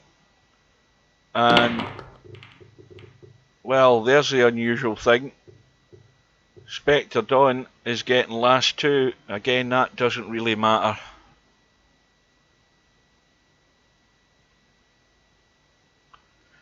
I'll tell you something, Simon. I don't know what happened today. I do know that England fell short of Australia's first innings total. I do know that they were short. I looked at it in the teletext. But I haven't, and I saw that Australia had lost 2 early wickets. But I don't know what's happened in the rest of their innings the rest of the day. I haven't seen anything of it, and I was intending to go on to YouTube to catch up with it as soon as this is finished.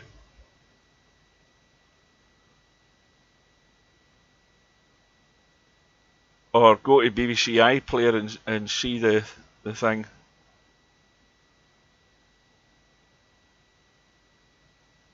Because they show like today at the test. Well, I think is it BBC that's showing it, or Channel 5? I can't remember.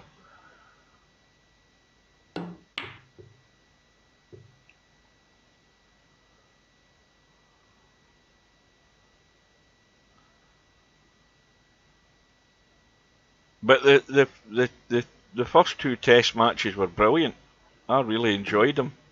England, I mean, that innings by what's his name? England were in with a chance, but as soon as he went, that was pretty much it all over.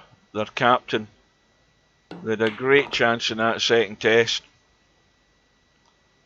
And Headingley has always been I mean, the way the game is nowadays, it's entirely different. But Headingley's always been a ground where it's always good for a result, one way or the other. Because usually the weather up in Leeds is not always as great as everywhere else. You usually get some cloud cover, and that ball can start swinging and moving. But the weather forecast for like tomorrow's to be a scorcher. Aye, Stokes.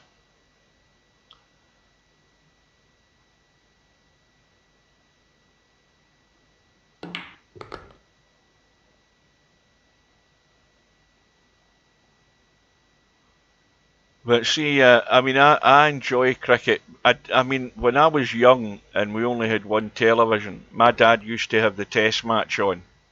And of course, when you're a kid and your dad's hogging the telly and, you know, hour after hour watching this cricket, because my father loved the cricket. And of course, when you're a young kid and you can't get to watch your usual crap, you get a bit pissed off. But I started watching it, and now, of course, as you get older and you understand the intricacies of the bowling side of things, you know, how the spin bowlers trying to use the pitch and how they're using the in-swinger and all of that stuff. Once you understand that side of it, you understand the battle that's going on between the bowler and the batsman. You enjoy it a lot more. But trying to explain that to people who don't watch it, say, how can you watch a game for 5 days that can run 5 days and end in a draw? Well, I've seen some great matches that have ended in a draw.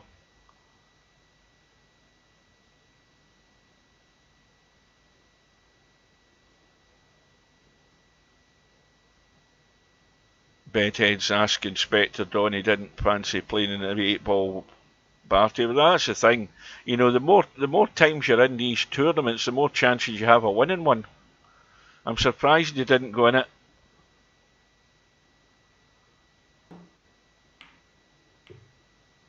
And that's what happens with a lot of modern test matches now. You get test matches now that are over in barely 3 days.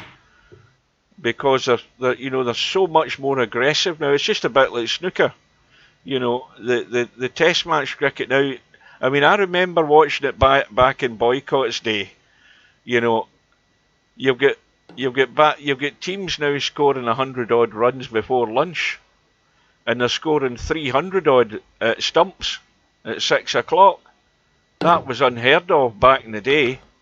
You know, I remember watching test matches where you'd get to lunchtime at 1 o'clock and there's like 50 in the board for no wicket maybe, and they're thinking, you know, this is great. Good start for England, 50 for no wicket at lunch. But see, nowadays that's boring, that's nothing. It's a totally different game. Totally different game.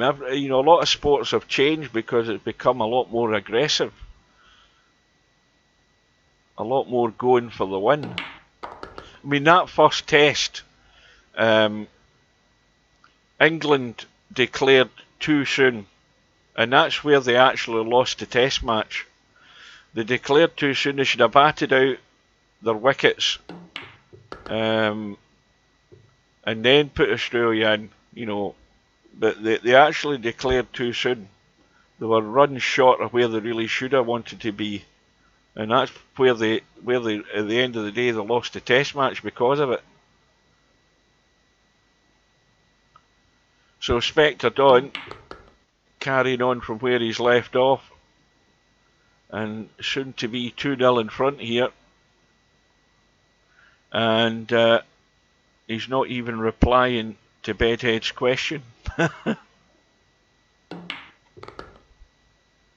Well, the next big sporting event for me will be the Open Championship, which will be coming up a week or two's time. I think the Scottish Open is on before it. It's always on the week before it, and it's down at Royal Liverpool. The qualifying for the Open Championship was going on up here. Some of the courses around. Well, I know it was going on at Irvine Links. Somebody posted something on Facebook. They were using it for Open qualifying.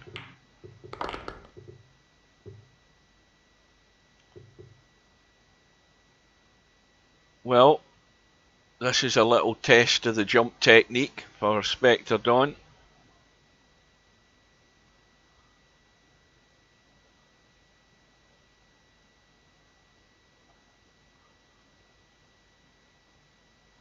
No, I don't. Are you talking about going to the Open? No.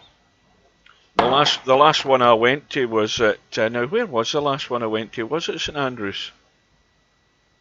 I'd been to Carnoustie. I'd went for 2 or 3 years in a row because they were up. It was up here. I went to the one over in Edinburgh. You know that? I'm trying to remember the name of the course. The one where they still banned women from playing golf, and the R&A withdrew the open. They withdrew it from the Open calendar because of that. That was the one where I'll tell you. That was the one where Ernie Els won it, and I'm trying to remember where the last was it. Was it Troon, the last one? I've been to Troon, I've been to Carnoustie, been to St Andrews, been to the one over in Edinburgh. I think Jack Nicklaus has got a course with the same name, but I can't remember it. And I've been down to Turnberry. No, tell a lie. That was where I had been to the last Open. That was the last Open Championship I went to, because that was the one where Tom Watson was actually had a chance of winning his 6th title. He had his chance of winning it. So you can think how long ago that was. It wasn't all that long ago. It was a good 9 years now, maybe 8, 9 years. So that was the last one I went to down at Turnberry before bloody Trump got involved with it. Yes, I know that. I was going through the schedule. Yeah.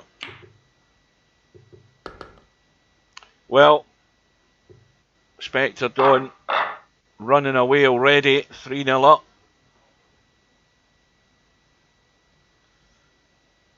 It must be, I mean, I think the last time I went to Turnberry it was about at least 55 quid or 60 quid to get into the Open. It'll be a lot dearer than that now. It's probably knocking on the door of 100 quid. It won't be far off it, I'm betting.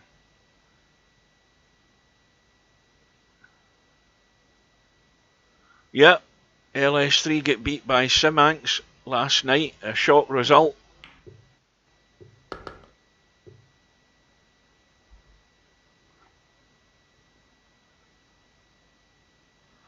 Well, Bedhead can't do nothing when he's not at the table.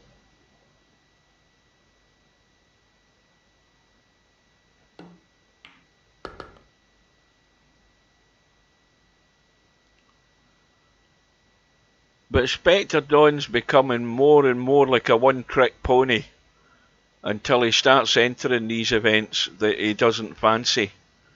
Because the surprise about it is he might win one. That's the thing. He didn't play the Cowboy. Cobra played in it, won the damn thing. And the 8-ball bar table, totally different game. He never played in the black ball, the black ball. I don't think he played in that when we had it. So he's limiting his opportunities to win these things by not playing in them and expanding his horizons, welcoming the challenge of playing these different games.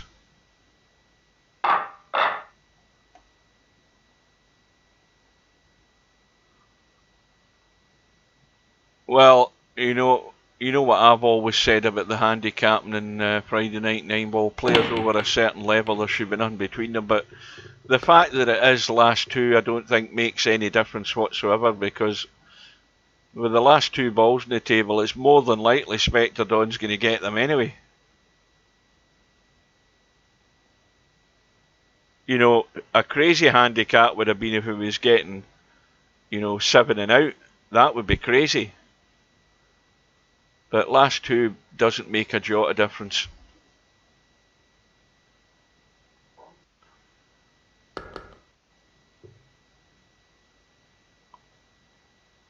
It just means that the match is over quicker. That's all it means. You don't have to go through the process of potting that extra ball, that final 9-ball.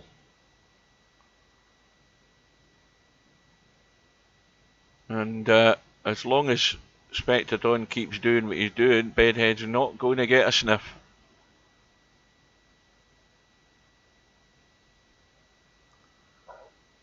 So the tournament's been on for 3 hours and 10 minutes.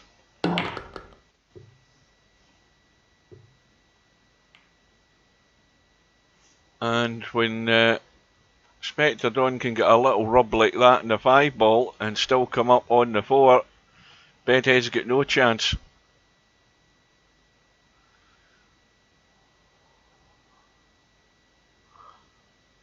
Now, is he trying to come around behind the 5 and 6? No, he's trying to go straight.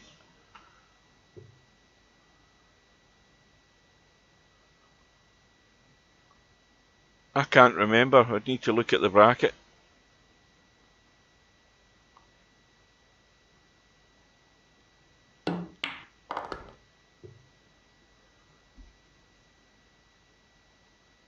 In fact, we'll see this 6-ball because this is now a bit tricky.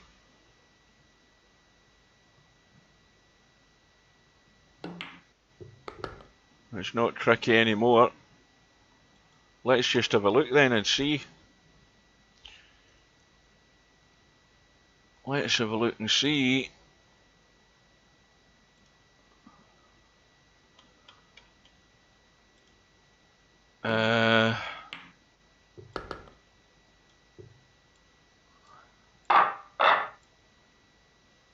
Was he in this? I can't remember now whether he was or he wasn't.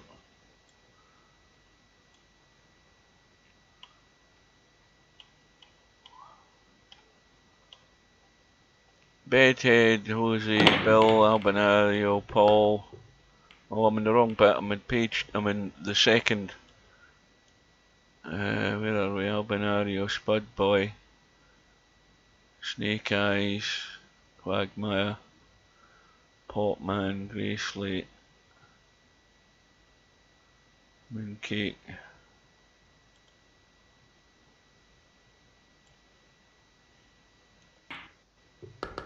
Right, so... Oh, shit. So...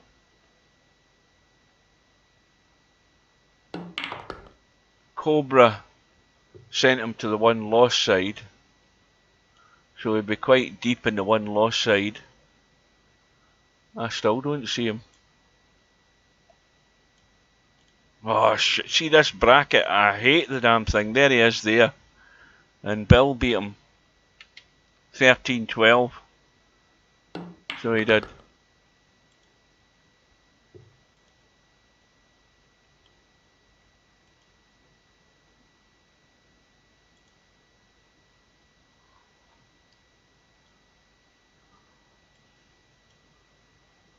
Yeah, we're on the right page now. Well, no change from when we last looked in, except it's now 5-0 to Spectre Dawn. And now is this, has Bedhead actually had a shot?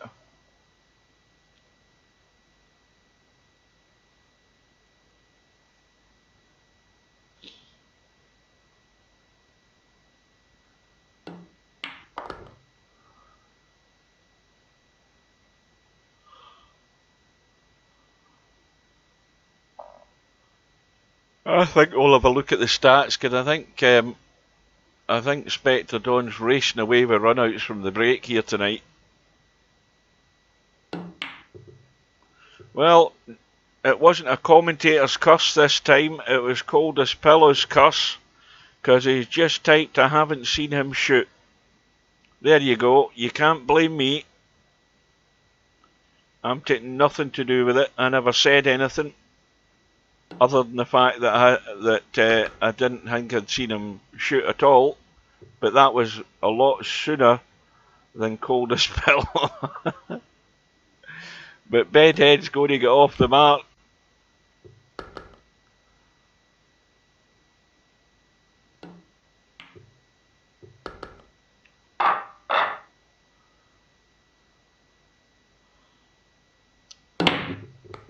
And he's got a ball. Now, has he got a shot? Not really. And not really anything that's easy, put it that way. One ball's blocked by the 4 into the bottom right corner. Can get into this corner, but that's tricky.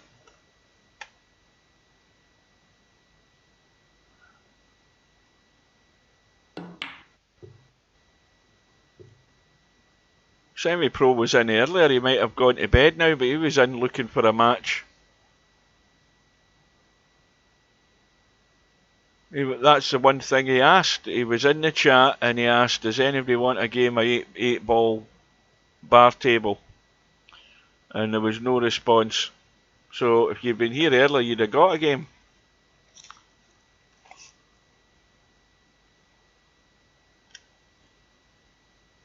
Semi will be long gone.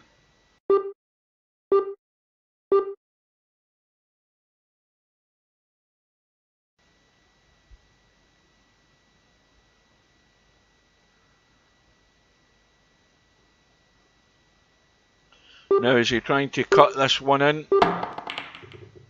Well, he almost pushed the 9 in.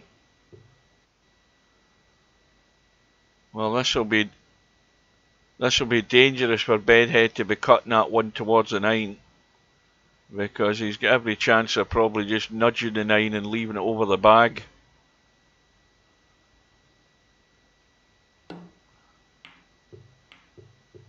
Like that. Commentator's eye. Hitting it at that pace, if you don't get it dead on, you're going to leave the 9 over the hole. But Spectre Dawn's got to cut this one off the rail. Well, there you go, the inevitable has happened. Well, I painted a picture long before it got there, and the end result was exactly as predicted.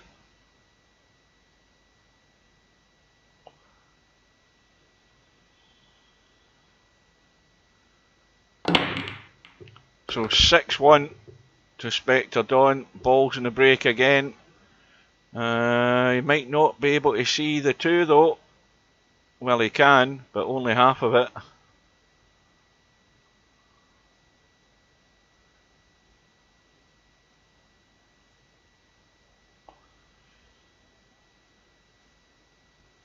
I started watching, I've got it on DVD, but they were showing they were showing Lawrence of Arabia again on Film 4, and I started watching it again.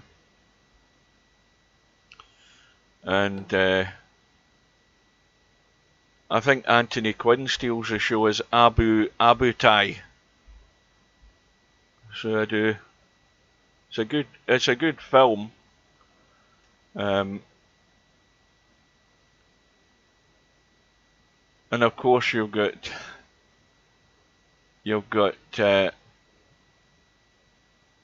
Peter O'Toole in his first big film role. 1962 that was made.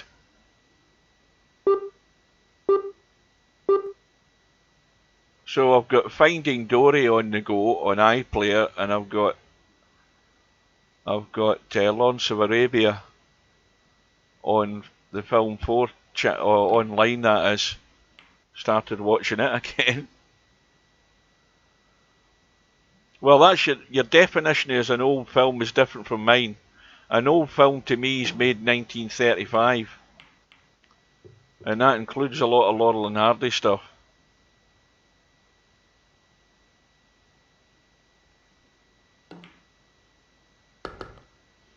Now here's something you can do. Go onto YouTube and go and watch. I think there's a documentary on YouTube, or there's somebody's made a video about Buster Keaton. You go and watch some of the stunts that guy was doing back in the silent days. The guy was absolutely nuts. And all to get a laugh. Some of the craziest stunts he was doing. But young kids nowadays won't watch any of that stuff. Because first of all it's silent, second of all it's black and white, and thirdly they'll never have heard of him.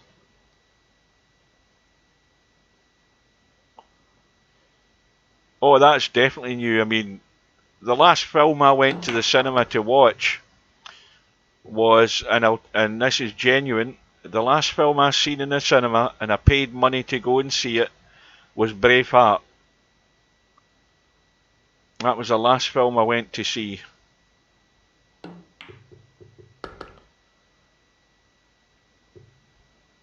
Well, is the comeback going to start? And for that to happen, he's going to have to get balls and shots here in the break. Gets his second one on the board.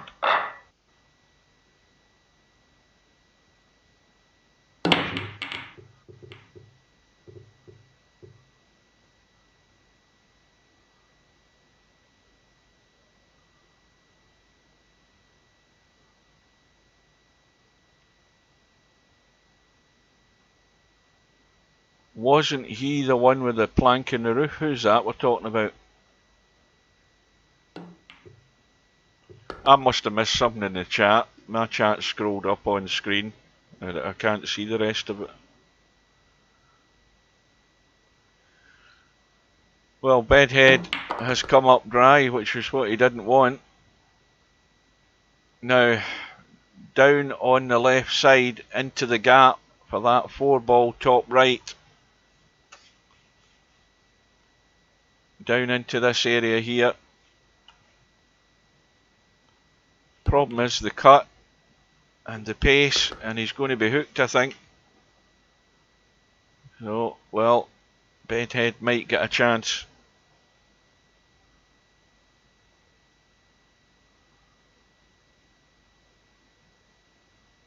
The man with the plank in the roof. Is that, you're talking about Buster Keaton?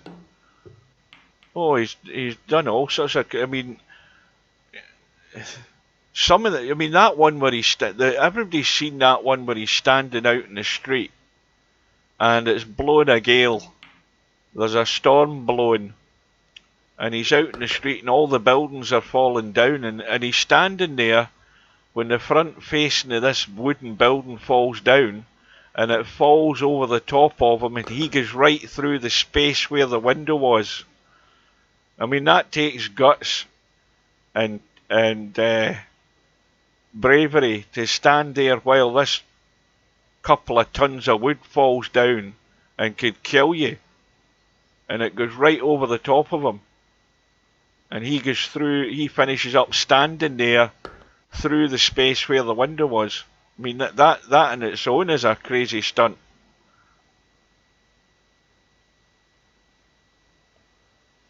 The other one that did all that kind of crazy stuff was Harold Lloyd. The guy with the specs and the boater hat on from the silent days. But see, trying to encourage people to go and watch stuff like that, they just laugh at you.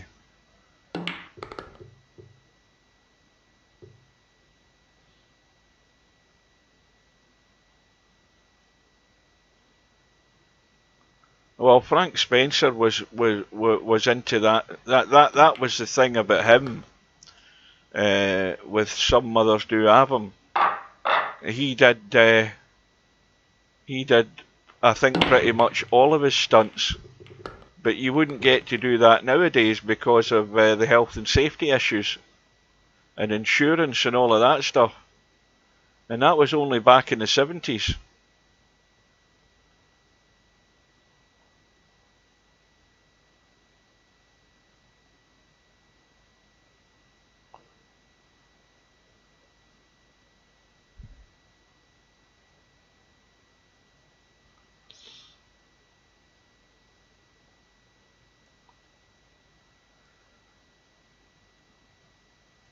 Oh, Bedhead has got 3 racks on the board. No shot. And I don't know whether this shot has to work if he's going to cover the 1 ball, if he's going to do what I think he's going to try and do here. Because if he's going to try and, he's going the other way, he's going to try and tuck it behind the 5 rather than the cue ball behind the 5 and try and spin out behind the 9. And the only problem with that is he has to get the cover, and I don't know that he has. Let's have a look. He might have. Then again, he might not. I think he can tweak that around the 8 ball and still hit the 1 and pot it. The problem is he's not going to have a shot in the 2. So he'd probably be better kicking this like that and trying to, I'd be putting bottom in the cue ball and going to the rail. He's trying to be delicate here. Well, same problem for Spectre Dawn. He can pot the, oh no, in fact, tell a lie, he didn't get a rail. So he's going to be in trouble here, I think. He's going to try and get behind the 2 and 3 and go for the 3 fouls by the look of it.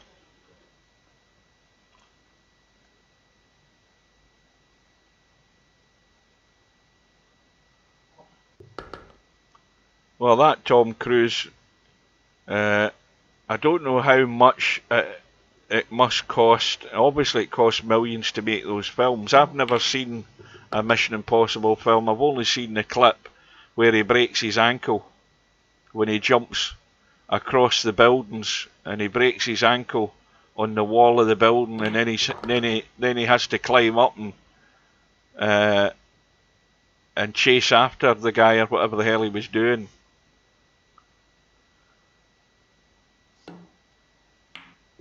I didn't even know there was a, I think it was it Larry that told me in the stream a while ago. I don't know how we were talking about it, but I never even knew that they were making another Indiana Jones film. And Harrison Ford must be about 75 now.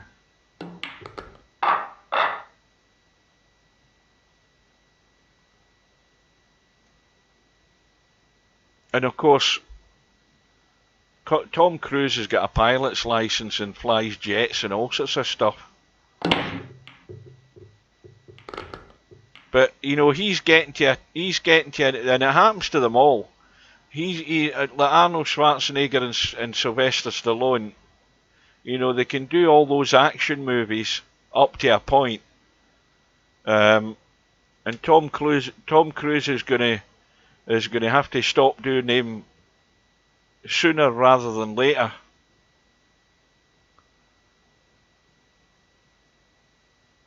Because age is catching up with him. You never know. He might reinvent the Western. Well, Spectre Dawn hasn't got the cover. 2 ball and 5 ball are still the issue.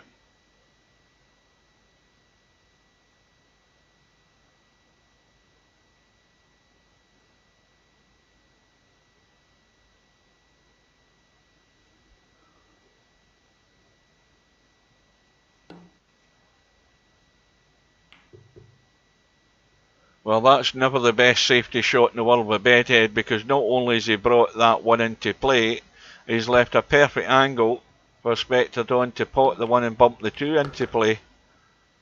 Well, that's a huge fail with Bedhead. So the gap between the 5 and 8 will be the target. Just to squirt through there. Well, he's gone the other side. If he'd gone into the gap and been in the middle of the table, it would have been a lot easier. I've never seen Brokeback Mountain.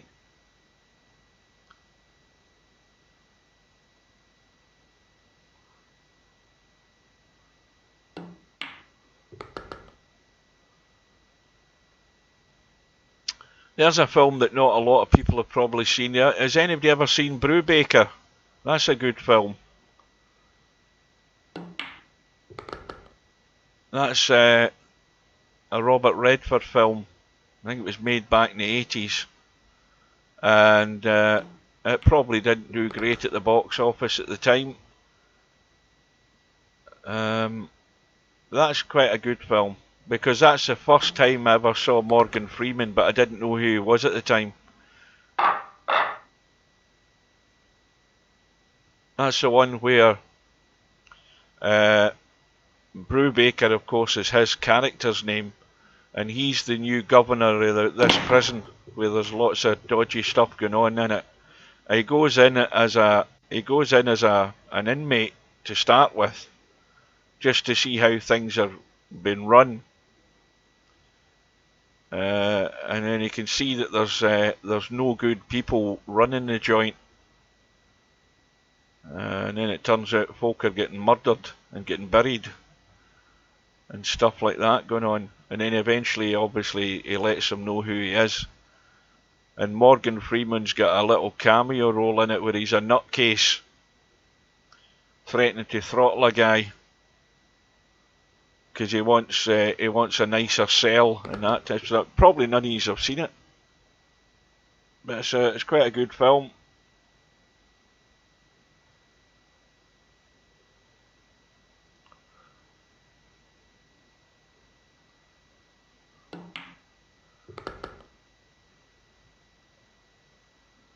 Well, Spectre Dawn can cut that 3 into the side, I think. Yeah. Or can he? No, he couldn't. But he's come up with the best plan there. Burying the cue ball behind the 9. And he's on the hill. So we're just gone past 3.5 hours. So this is still another quick Friday night 9 ball.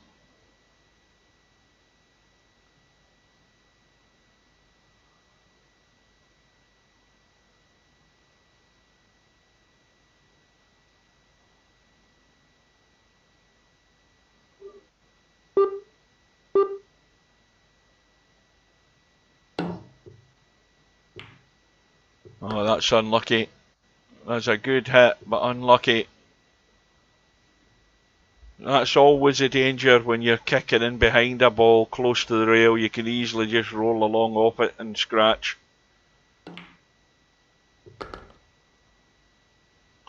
So, who's taking bets against Spectre Dawn not getting out here?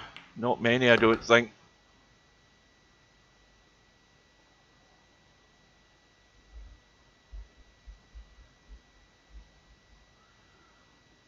So, remember, oh dear, commentator's curse.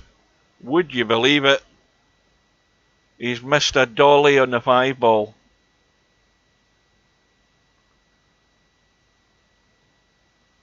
And Bedhead's typing there about the 3 in the middle, thinking the match is all over.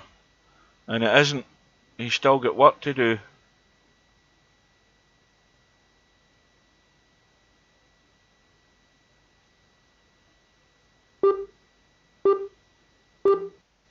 Well, you can bet with VP dollars. You can already do that.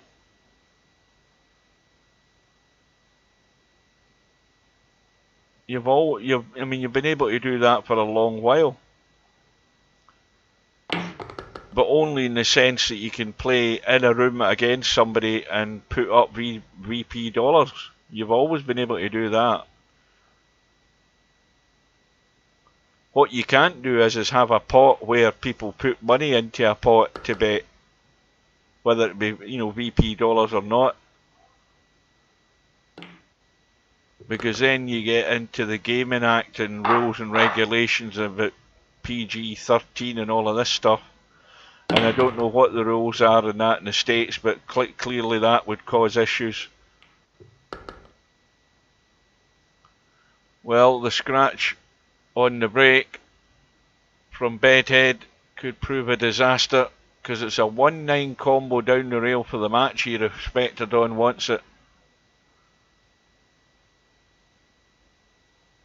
So don't forget, we've got loads of matches over the weekend and into Monday. Well, he's missed the 9. It was never a gimme.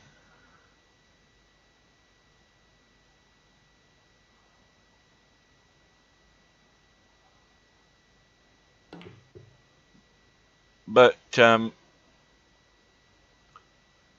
Bedhead needs an amazing comeback to get out of this, and needs an awful lot of good rolls as well.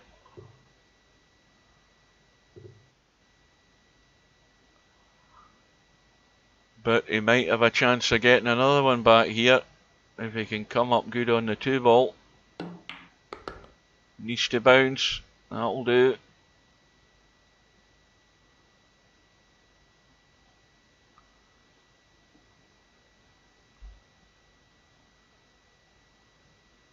But I think, on a more serious note, what you don't want to do is bring anything like that into a game like this, because that would only cause fights. Simple as that. It would cause more disruption in fights than anything else. Yes, go into a room and play for $100 or whatever. That's fine. And we went through a phase where we were playing doubles matches for like $100. And you'll see the occasional room up where there's maybe a few $V up for grabs. Not many though.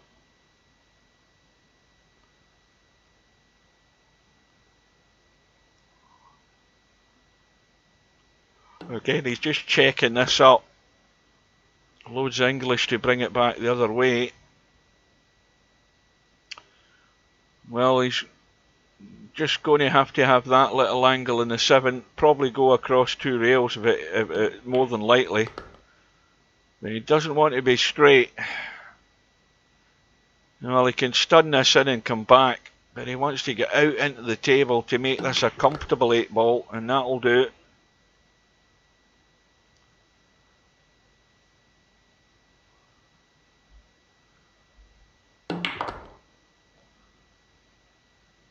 It's a long road back, but he ain't out yet. Now, if his break works and he keeps the cue ball on the table, he could be on a roll here. Well, 6 balls gone in. Cue ball has stayed in the table, but I don't think he's got a shot. And it's got to be a push out. Well, up the table on that right side would be one place. You could go up there. You're not leaving a pot on. You might be put back in.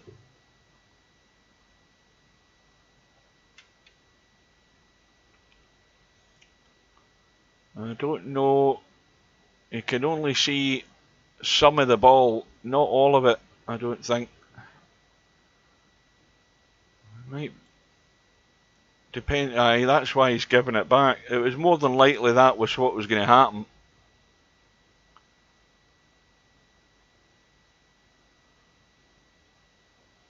Well, the push out, you have to play a shot like Bedhead played there, where you know, it was more than likely you were going to get given it back. Now that's unlucky that he's hit the 5, because that was going to be nailed up table behind the 5 and 2. As it is, he's behind the 3, but there's enough room for Spectre Dawn to dig out the jump stick and cut that one in.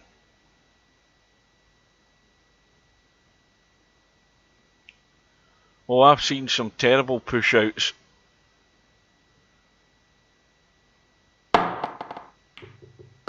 And in it goes. And this time, that may well have been Bedhead's last shot.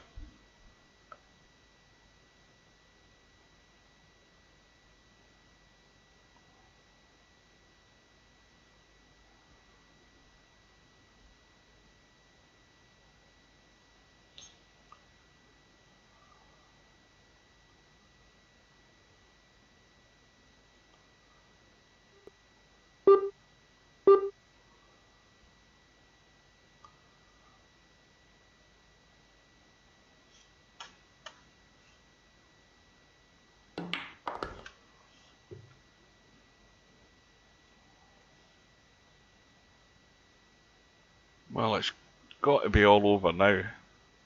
Can't see where this is going wrong, other than he just misses a ball. I mean, it's the only thing that can happen. Everything's out in the open.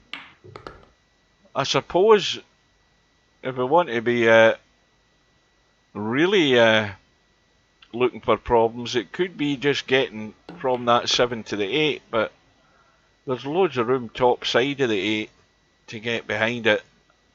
Can't believe he'd want to just pot the 7 and leave an 8-9 combo. I mean, he can get there. And again, he's overcooked it. Now it's not going to be quite as simple.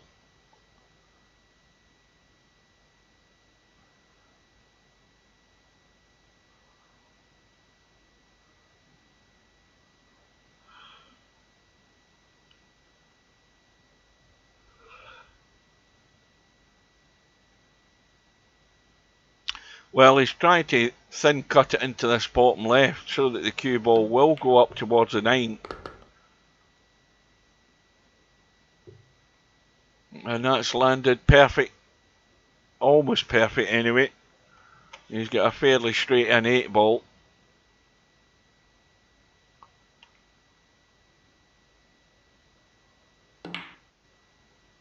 And there we have it, folks. It's yet another Friday night 9 ball for Spectre Dawn, who beats Bedhead by 9 racks to 5.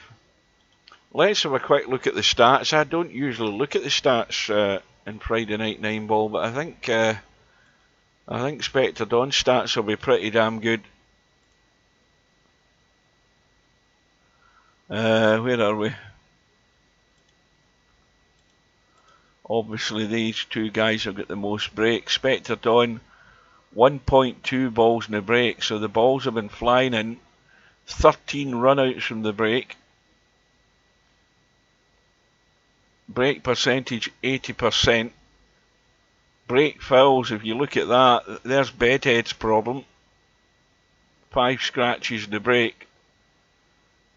Larry actually ran more racks than Bedhead did.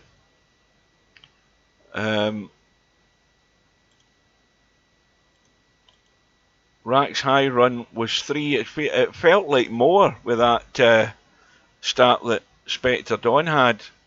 So you've actually got Spectre Dawn and Larry tied on 3, but Rack's run overall 14 by Spectre Dawn, 11 by Larry.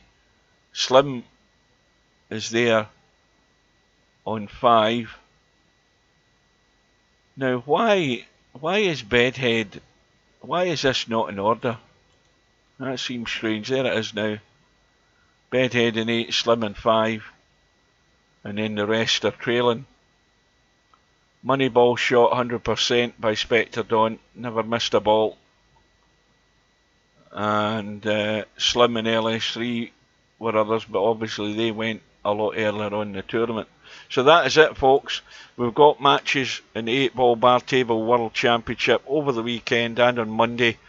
I'm going to try and catch most of them, well, a bit of some of them, but most of the others, if you know what I mean. And I hope you can join us. And I've got the playlist on my YouTube channel, so if there's anything that you've missed that you want to catch up on, the matches that I've streamed so far are on that playlist, so you can go and have a look at them, or anything that you might miss over the weekend if you're out and about getting used to the good weather. You can chase it up on there. So until we meet again, folks, I'm going to thank you for your company. Thanks for the chat, and I'll bid you good night and take care, and hopefully see you again soon, folks. See you later.